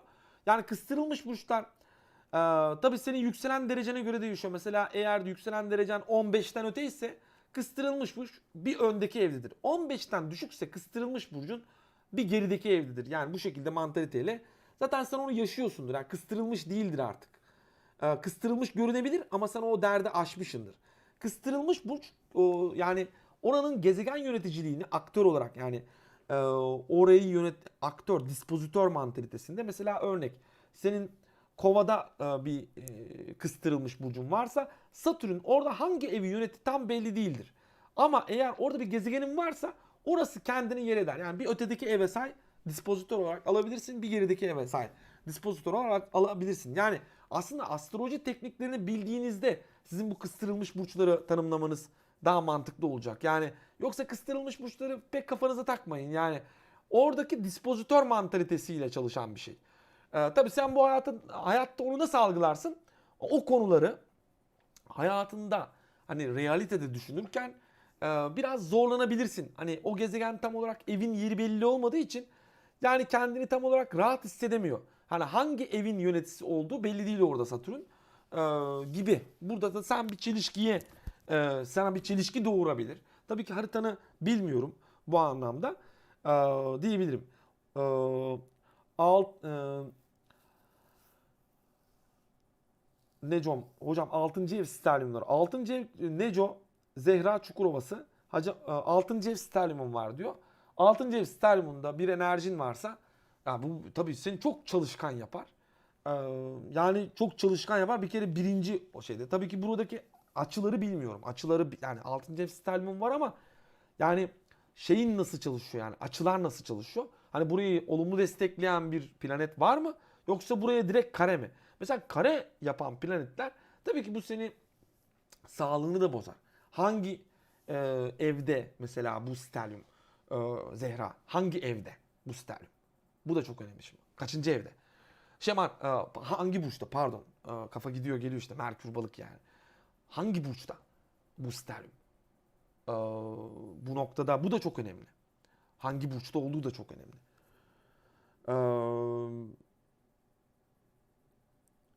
Retro. Hocam 9. evde retro Jüpiter Başak'ta üstü 2. evde Venüs karşı çok mu kötü? Ceyhun hiçbir şey kötü değildir. Tamam mı? Hiçbir şey de tam iyi değildir. Yani evrende öyle bir matematik var ki natal haritalarınız hiçbir şekilde arkadaşlar şey değil. Yani şöyle algılamayın olayı tamam mı? Ee, Yani şöyle düşünmeyin. Ya benim haritamda her şey trine. Oh kebap değil mi? Tamam da tutulmalar bir kare geldi mi gene ayvayı yersin. Yani sende Grand Cross olabilir. Olabilir. Yani her şey kare olabilir. Ama tutulmalar sana hep mi tokat vuracak canım bu hayat? Değil mi? Yani e, olumlu geldiğinde de seni olumlu destekler. Yani burada e, transit etkiler de çok önemli. Yani o natal haritadaki potansiyeli açığa çıkarmak adına değil mi? Halıyı ne yaparsın? Dövüyorsun değil mi? O halının yani işte bizi de bu kadar böyle dövüyor. Ne bizdeki potansiyeli açığa çıkarmak için. Biz halıyı niye dövüyoruz? Üstteki kirler çıksın diye. Yani o içindeki o şeyler çıksın diye. Partiküller çıksın diye. Halıya vuruyoruz. Aynı şekilde işte kader de bize vuruyor. Bir içimizdeki potansiyel çıksın diye. Ee, Bu hayat bize içimizdeki potansiyeli ortaya dökmeyi vaat ediyor arkadaşlar. Öyle diyeyim. 11. ev Oğlak. Neptün, Merkür, Uranüs, Kat, Mars, of. Bir dakika. 11. ev Oğlak. Evet anladım. Neptün, Merkür, Uranüs, Kat. Evet. Mars, Palas, of. Hepsi. Güneş de Oğlak 29. ama 12. evde. Ha bu kadar çok. Ha anladım. Güneş birazcık daha 12. eve kaymış. 11. evde bu kadar böyle bir tabii Oğlak sterlimu senin çok sosyal çevrede bir işler yaptığını, sosyal konularla ilgili kariyerinle sosyal çevren arasında bir bağlantıda olduğunu gösteriyor. Tabii Güneş 12. evde ise birazcık da ruhsal konularla da ilgileniyor olabilirsin. Geri planda bir iş olabilir. Yani kendini daha böyle ortaya çıkarmıyor da olabilirsin. Ya da sanatla ilgileniyor olabilirsin. Hani tam olarak haritanı bilmiyorum şimdi ama hani anladığım kadarıyla o.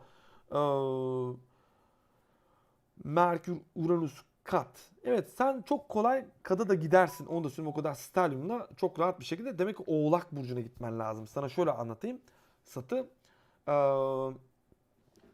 TC Satı Öter. Beni iyi dinle. Oğlak Burcu'na gitmen gerekiyor. Yani şu yengeç temalığını yani senin gat o zaman otomatik yengeçte olmuş oluyor. Yani yengeçten çıkıp birazcık daha oğlak temasına geçmen lazım. Oğlak burcu nedir? Birazcık daha soğuk, ilişkilerinde birazcık daha kurumsal olmayı öğrenmen gerekiyor. Biraz daha disiplin, sorumluluk almasını bilen, hesabını, kitabını düzgün yapan, duygusal temalardan biraz daha çık ve tabii Neptün'ün de orada olması bu noktada şunu da söylüyor. Hani kariyerinle sanat arasında ya da ruhsal konularla kariyerin arasında da bir bağlantı var. Hani kurumsal konulara gitmen gerekiyor. Ama ruhsal konularda da uğraştığını veya sanatla ilgili ya da gazlar, suyla ilgili konular hani orada Neptün onu da ortaya koyar. Ya da şöyle diyeyim Neptünyen arkadaşlar da vaat eder. 11. evinde Neptün yani hani bu ruhsal temalı insanlar, dindar temalı insanlar senin arkadaşların olabilir ama ya da Neptün orada çok baskı altındaysa eğer bu bir kaos oluşturur. Arkadaş çevrende çok büyük bir psikolojik bunalım da ortaya koyabilir. Yani 11. evinde 5. ev arasında e, bu senin sosyal çevrende kendini ifade etme alanında yani bir bunalım da ortaya koyabilir. Biraz gerilim de ortaya koyabilir. bir belirsizlik ortaya koyabilir. O Neptün orada, tabii haritanın tamamını görmedim, bilmiyorum. E,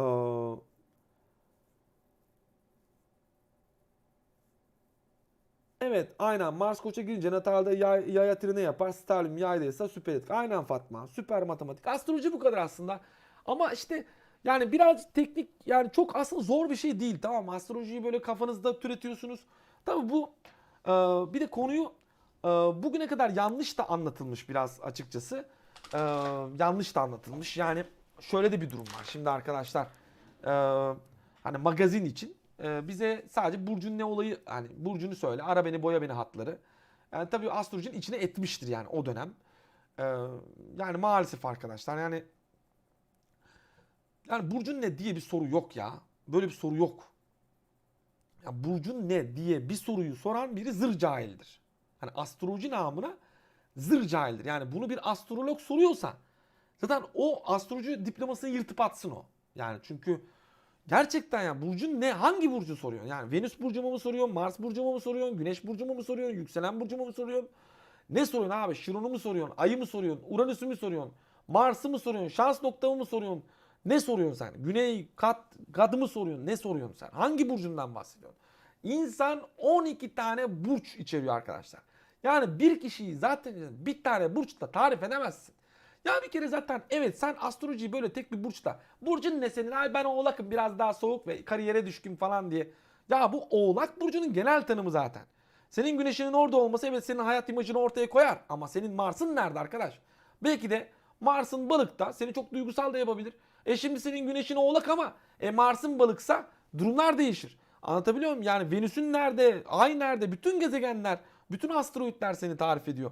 Yani 12 tane burcun üzerinde yerleşmiş bir konumdan bahsediyoruz. Yani astroloji, sen doğduğunda gökyüzünde olan pozisyon. Arkadaşım, sadece güneşin nerede olduğunu düşünerek seninle ilgili bilgi sahibi olamayız. Ancak şunu diyebiliriz tabii ki: imaj, stil, karizma anlamında neredesin? Neleri yapmaktan hoşlanırsın? Bu konuda güneşin oğlak olması senin birazcık daha kariyere düşkün olduğunu gösteriyor. Ama tamam da sen ilişkilerinde nasılsın? Merkür'ün nasıl? Kafan çalışıyor mu? Nasıl çalışıyor? Kafan hangi konulara basıyor? Şimdi yine mesleki olarak hangi şeylere yatkınsın, değil mi? Merkür nerede, Venüs nerede, Mars nerede be arkadaş? Meslek göstergeleri var. Şimdi bunlar senin nerede, yani bunlar belli değilse, bunların hangi burçta, hangi açılar altında, hangi şeye yaklaştığını göremiyorsak, şimdi ben senin oğlak burcu olmanın benim için bir anlamı var mı? Yok. İşte astroloji bize nasıl anlattılar? Böyle anlattılar. İşte dediler ki mesela aslında sizler artık astroloji hani Astro Show'da bizi takip ediyorsunuz. Mesela şöyle konuşsak mesela aramızda çok iyi net anlaşırız.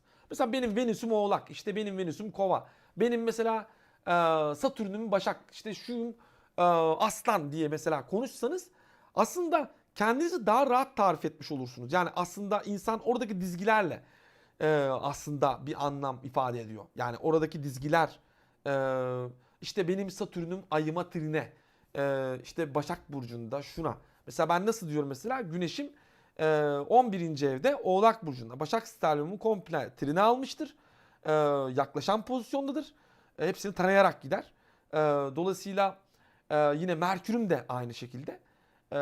11. evimden 7. evime bağlantı içerdiği için 7. evim kıstırılmış bir burçta, ama bu noktada orada bir sterlium olması bu konuları tabii benim okült konularla ilgili 8. eve atıyor.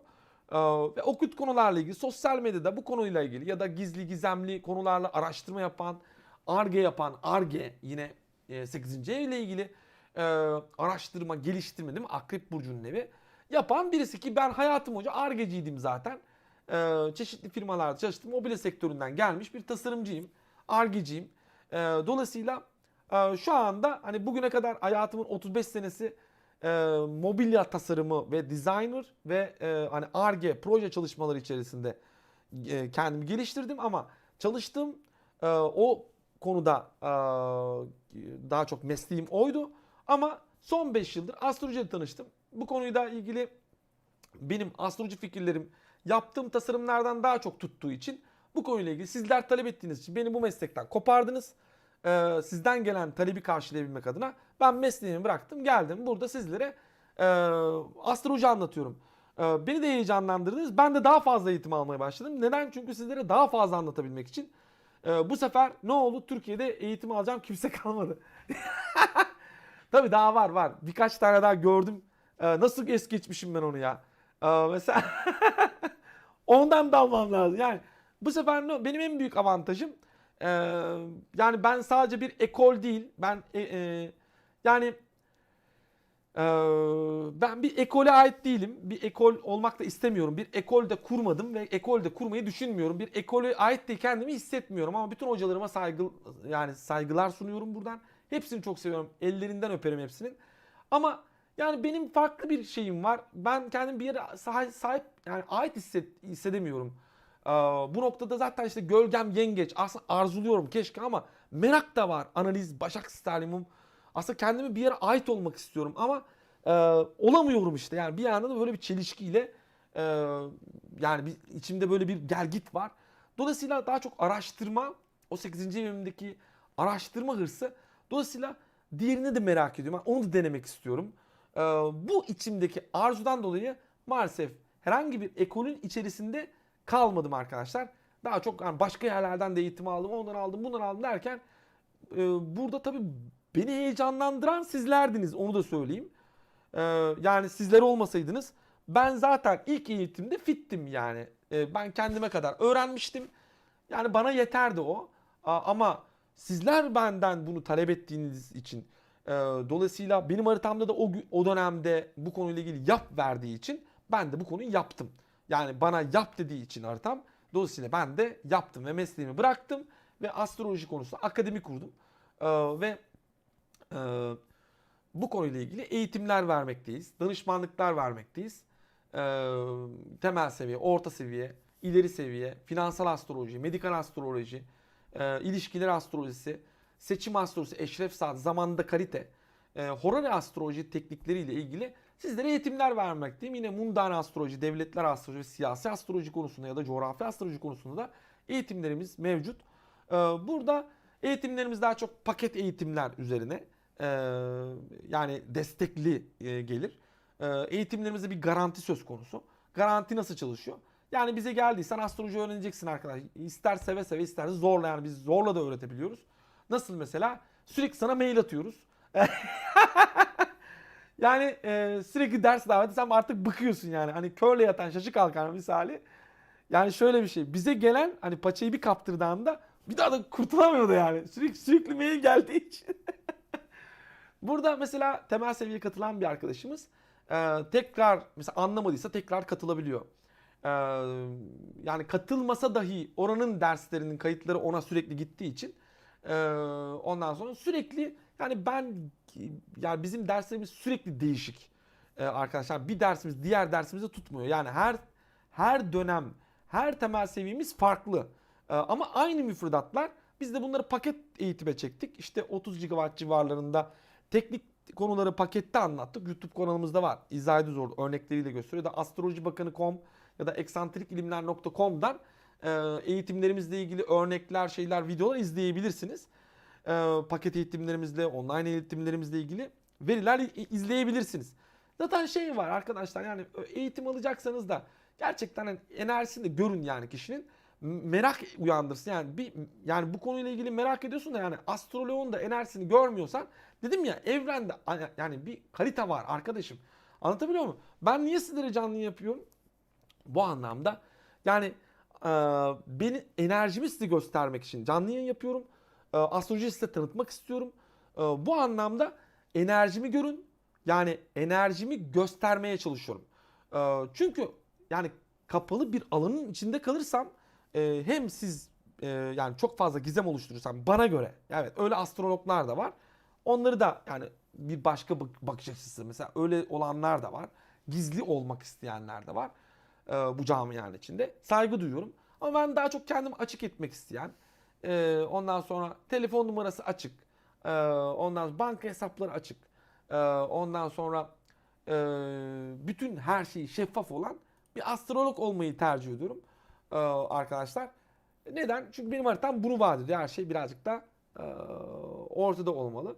Ama tabii ki yani bazı kişilerin kişisel haritalarında hani biraz da gizemli ol o senin daha popüler olmanı sağlar gibi bir vaat varsa adam onu da yapabilir. Yani bu sonuçta suç değil yani. E, Bu sonuçta bir karakter. Dedim ya, yani şimdi her astroloğun farklı bir enerjisi var.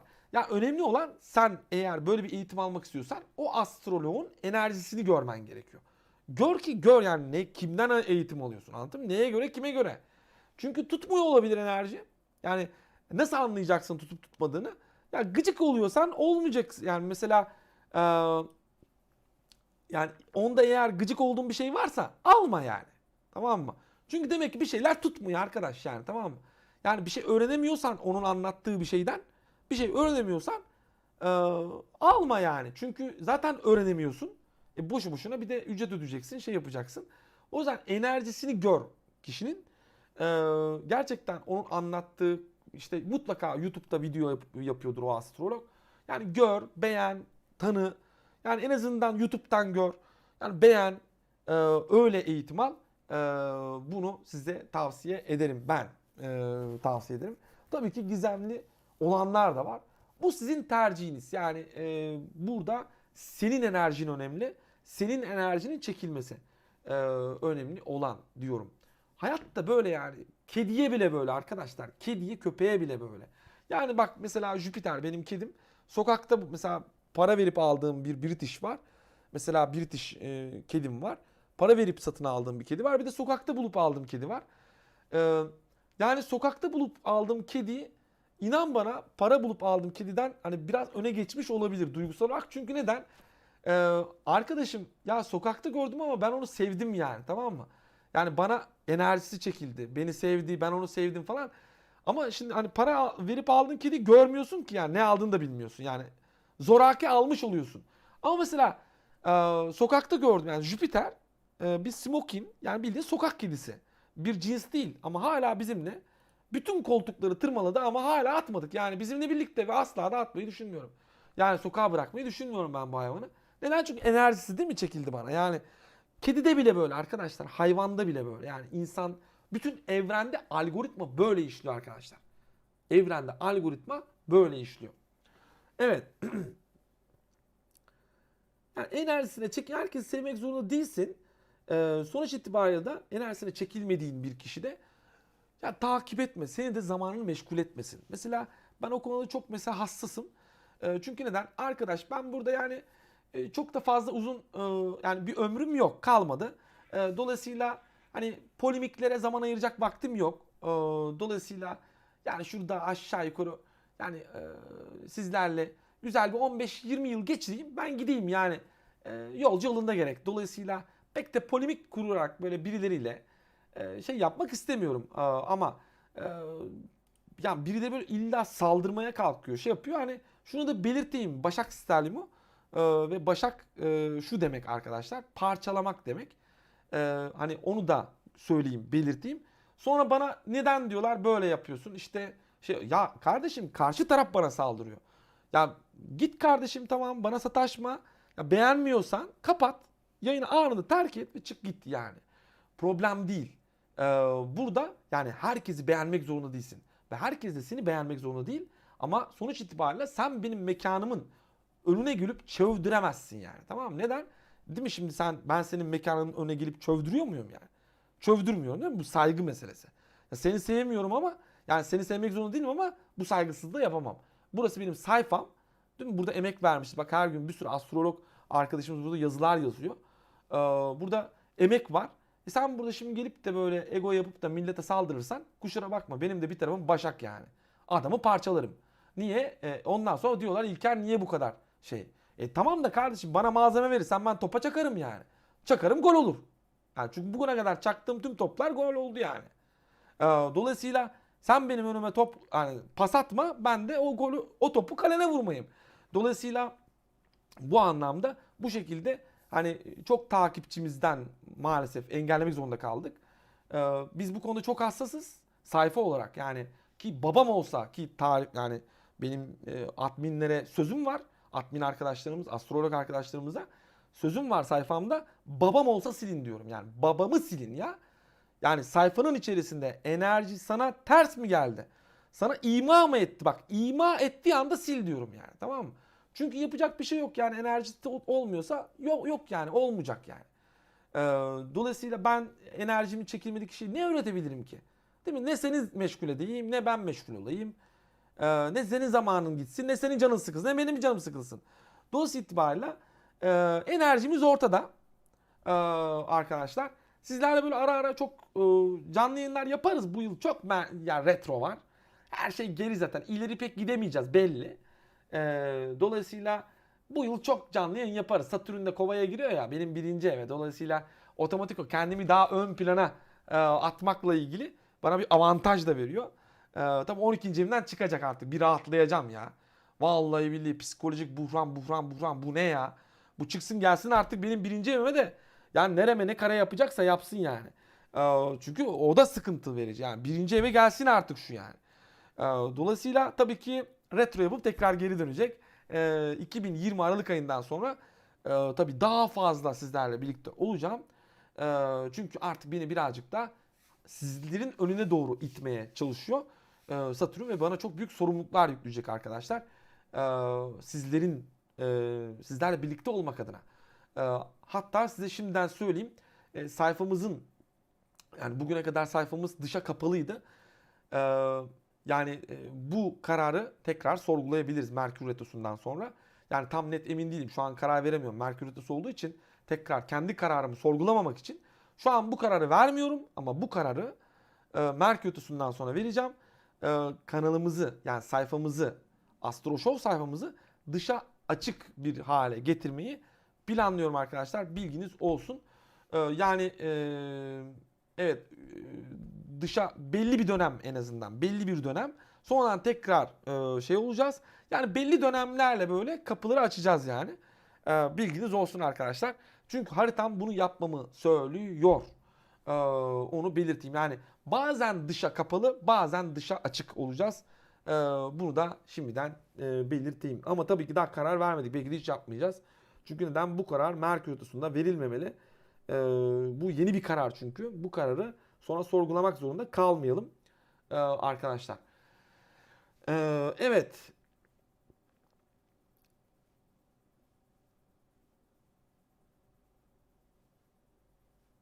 Sorularınıza bakıyorum.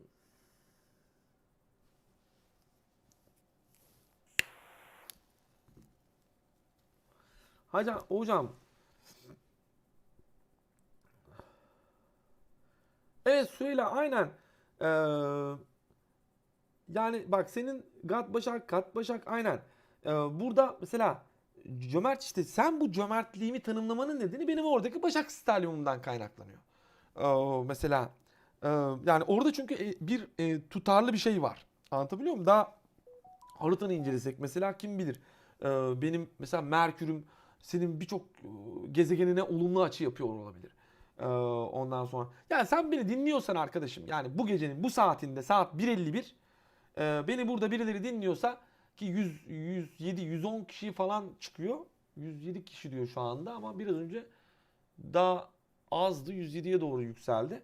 Şimdi şu anda 107 kişi beni dinliyorsa mesela, otomatik olarak bu yani yani git yat değil mi gecenin bu saati, ne beni dinliyorsun abi yani.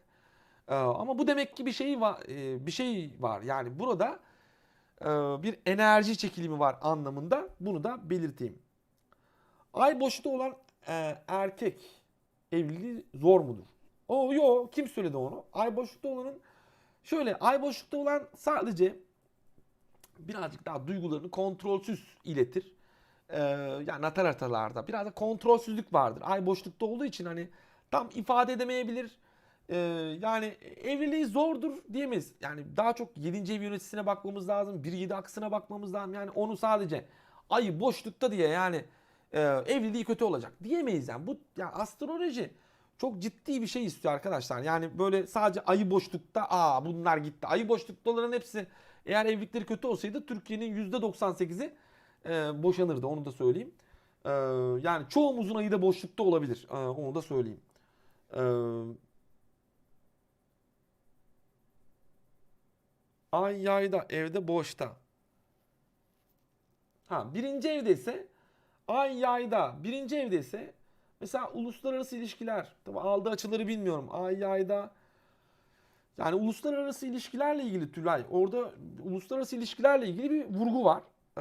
Bu konularla ilgili kendini ifade etmeye çalışıyor, yapmaya çalışıyor bir şeyler ama böyle biraz zor başarıyor olabilir. Ama bu adamın ya da bu erkeğin, yani erkek haritası diyorsun, kesinlikle buna yani yabancı diller konusu ya da böyle uluslararası işler konusunda çok büyük bir şeyi de var. İsteği ve arzusu var. Bunu dile getirmeye çalışıyor ya da yapmaya çalışıyor ama yapamıyor gibi bir durum. Ama tabii haritanın bütününü görmedim. Evet yani ayım da aslandır bu arada. Evet kaşınma diyorsun hocam, ay aslansın ya. Yani şey var arkadaşlar. Ee, Yani şu var, ben yani insanları sevmekten yanayım. Kimseyle polemik yapmaktan yana değilim. Ee, Yani çünkü evrensel mantaliteyi de biliyorum yani. Kimseye de şey yapmak da istemiyorum. Sataşmak da istemiyorum. Yani kendi halinde burada takılan biriyim. Ama şimdi biri de bana böyle deyince hani bana satışınca kusura bakmayın. Yani ben de burada hani ay aslan olarak kendimi ezdirmem. Ee, Bu noktada hani siz ezdirir misiniz? Ay aslan değilsinizdir belki ama mutlaka sizde de bir ego var yani. Değil mi yani, bunları kabul edelim, bunlar gerçekler. Şimdi ben burada emek vereceğim. Bir sürü yazı yazacak arkadaşlar, şey yapacağız bilmem ne. Adamın biri orada pijamalarıyla oturmuş şeyini kaşırken bize yazı yazıyor. Tamam, bizi oradan eleştirecek. Ya sen kimsin? Yani orada ben onu eleştiririm. Çünkü onun beni eleştirme hakkı varsa ben de onu eleştirme hakkım var. Değil mi? O hakkı bana kim verdi? O verdi. Zaten beni eleştirerek o hakkı veriyor bana. Otomatik olarak onu ben de eleştiririm. Bu noktada orada çalışma çıkar. Beğenmiyorsan aha kapı orada. Yani deriz yani. Bu noktada en mantıklısı bu. Ben mesela bak, benim e, ya enerjisine çekilmediğim kişiyi takip etmiyorum. Facebook'tan da kimseyi takip edemiyorum da YouTube'dan ben hani enerjisi, benim adamlarım bellidir. Yani benim enerjisine çekildiğim insanlar var. Ben onları takip ederim. Tamam mı? Yani bu başka dalda fenomen olabilir. Dini konuda yayın yapıyor olabilir. Başka konuda yayın yapıyor. İlla astroloji de değil. Her alanda böyle. Diyorum ya, sokakta kedi de böyle be. Ya kedi ya. Kedi yani. Kedi geldi. Çay içerken arkadaşlar kedi geldi yanıma, bana sırnaştı. Enerji 2 dakikada geçti. Ben bu kediyi çok sevdim, aldım eve getirdim. Bak evde duruyor hala. Yani Jüpiter bizim bir sokakta bulduğum bir smokin tarzı bir kedi. Yani bildiğin sokak kedisi. Burada gerçi smokinleri pek yani sokak kedisi ama Fransa'da smokin kedilerine çok değer veriliyor mesela. Çok değerli bir cins kedidir aslında. Ama bizim burada siyah beyaz. Hani hatta operaya alınan tek kedidir smokin kediler. Ee, Ama bizim burada sokak kedisidir yani onlar, siyah beyaz kediler. Pek sevilmezler. Ama mesela Fransa'da çok değerli bir cinstir. Onu da söyleyeyim.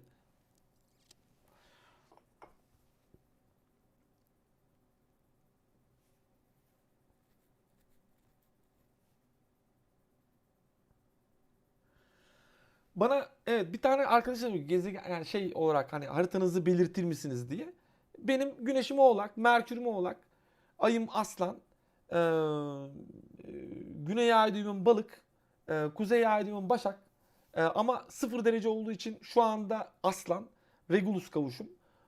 Yani kuzey ay düğümüm de Aslan'a doğru geçmiş oldu. Gün zaten ben astrolojiyle tanıştım. Ee, Yani progres haritamda, progres haritamda ayım Aslan'da. Dolayısıyla evet ayım Başak ama Aslan'da da çalışıyor ruhsal anlamda. Dolayısıyla bu da beni sizlerin önüne çıkardı. Tabii Regulus sabit yıldızı kraliyet yıldızıdır. Dolayısıyla anlaşma vaat eder. Bu anlaşmanın farkındayım. O yüzden sizlere çok adil bir şekilde e, yani davranmaya çalışıyorum. Bu anlamda çok da bonkörüm de. Öğrencilerim bilir ki beni yakından tanıyanlar bilir. Burada uzun zamandır takip eden arkadaşlar bilir. Yeniler de o bonkörlüğümü görecektir. Aslanlar böyledir ya. Yani aslan şöyle, aslan karakteri böyledir. Senin de aslanın var. Yani "Aa hocam biz ikizleriz." Ya fark etmez ya, ikizler ol yani. Senin aslan bir yanın var arkadaşım. Aslan bir yanın olmasa harita olmuyor zaten, tamamlamıyor bir yeri, anladın mı? Herkesin bir aslanı var. Senin aslan hangi evde çalışıyor? Yani mesela senin bir güneşin varsa zaten aslanın var yani. Senin haritanda güneş yok mu yani? Var. Güneşin var, aslanın var. Neden? Güneş aslan burcunun yöneticisi çünkü. Yani güneşin olduğu yerde egonu gösterirsin. Sen egon yoksa zaten güneşin yoktur. Otomatik ölürsün zaten. Öyle bir şey matematik kabul etmiyor. Yani aslan, yani biz aslan burcu değiliz. Öyle bir şey yok yani, tamam mı? Yani herkesin bir aslan yanı vardır. Herkesin bir ikizler yanı vardır. hangi evi almış, değil mi? Merkür ikizleri yönetir. İşte hangi evden yönetiyor, hangi eve getiriyor konuları. Dispozitör mantalitesiyle çalışır astroloji. Dolayısıyla 12 tane burcunuz var. Ben size net söyleyeyim ama gezegenlerinizin nerede olduğu ve hangi evi aldığı çok önemli arkadaşlar. Bunu da belirteyim. Jüpiter'in Başak'tır. Mesela Jüpiter'im, Merkür'üm Oğlak'tır. Güneş'im Oğlak'tır. Mars'ım Başak'tır. Satürn'üm Başak'tır. O yüzden analitik yeteneğim çok yüksek ki analiz etme, rapor verme. Yine burada 8. ev olduğu için tabii yani evet parçalama isteği. Yani benden çok iyi kasap olur yani. Ben hani kan çıksın bazen işte kan görmeye bayılıyorum. Bazen böyle bir potansiyelim de var. Mesela Kurban Bayramı'nı severim. Ama şey var yani hani bizim taraf kazansın, tamam. Ya var, seviyorum böyle. Fanatik bir yanı da var. Yani bu şey Jüpiter'im de orada olduğu için. Hani bu fanatiklik de böyle. Tabii fanatik olmamaya çalışıyorum. Bu anlamda. Yani böyle bir potansiyelim var ama yani çünkü Başak Burcu'nun hani bu titiz analiz şeyi, o her şeyi e, kabullenemeyişi ve inatçı bir yapısı vardır ya, her şeyi bir eleştirmesi, şey yapması. Evet, onları içimde hissediyorum. Ama şu yönden de güzeldir. Başak değişken bir burçtur aslında. Yani hepimizin burçları arasında, yani benim bütün gezegenlerim neredeyse Başak. Bu analiz yeteneği, yüksek bir analiz yeteneği verir. Dolayısıyla analiz ve rapor konusunda gerçekten çok iyi çalışkandırlar. Yani bunlar sistemin en çalışkan insanları, hani insanlarıdır. Başak'a yüksek olanlar, haritalarında Başak enerjisi yüksek olanlar çok çalışkandır. Onu söyleyeyim. Yüksek analiz kabiliyetidir. Ondan sonra bunlar tatilde bile çalışır arkadaşlar. Öyle diyeyim. Bunların pek böyle rahata düşkünlüğü yok. Bunlar bildiğin hizmetçi. Ya ben de diyorum, en iyi hizmetçi benim. Çünkü ayım aslan. Değil mi? Yani egom benim burada. En iyi hizmetçi benim abi. Biri bana böyle hizmetimi eleştirince benim tepem atıyor arkadaşım. Neden? Ya arkadaş, biz bütün her şeyi düşündük. Eleştirecek bir yer bulamadık ya. Sen nasıl eleştiriyorsun hani? Bakıyoruz şimdi bizdeki şartlar dışarıda hiçbir yerde yok. Biri eleştirince bunu nankörlük olarak görüyorum. Çünkü neden? Ya arkadaş, neyi eleştirebiliyorsun yani, neyi? Evet, eleştirilecek yeri yok mu? Var. Ama ben eleştiri kabul ettiğimde bunu bana söyleyebilirsiniz. Yani ben size bunu söylemem gerekiyor. Yani şunu demem gerekiyor. Normalde kurallarda da bu olmalı. Var zaten ama biz uygulamıyoruz. Biz önümüze geleni eleştirdiğimiz için kardeşim, normal ahlaki kurallarda karşı taraf eleştiriyi talep edecek önce, tamam mı? Diyecek ki beni eleştirir misin diyecek. Yani ahlak kurallarında bu var. Bizde ne var? Biz dümdüz eleştiri yapıyoruz. Önümüze gelen eleştiri. Sen kimsin lan der adam orada. Tamam mı? Çıkar bir ay aslan. Tamam mı? Çıkar oradan bir güneş aslan. Sen kimsin lan der. Tamam mı? Ondan sonra kalırsın öyle dımdızlak ortada. Yani şunu anlatmaya çalışıyorum. Tamam mı? Eleştiri talep edildiğinde yapılırsa daha uygundur. Eleştiri kapılı kapılar ardında yapılır. Ulu orta yapılmaz. Eleştiri katkı sunmalıdır. Eleştiride amaç hakaret değildir. Ama ben şimdi, adam beni eleştirdiğini söylüyor. Orada bana küfretmiş. Şimdi oldu. Hepiniz şahit olun. Eskiler bilir yani. Bana bu sayfada bir sürü küfür eden kişi oldu.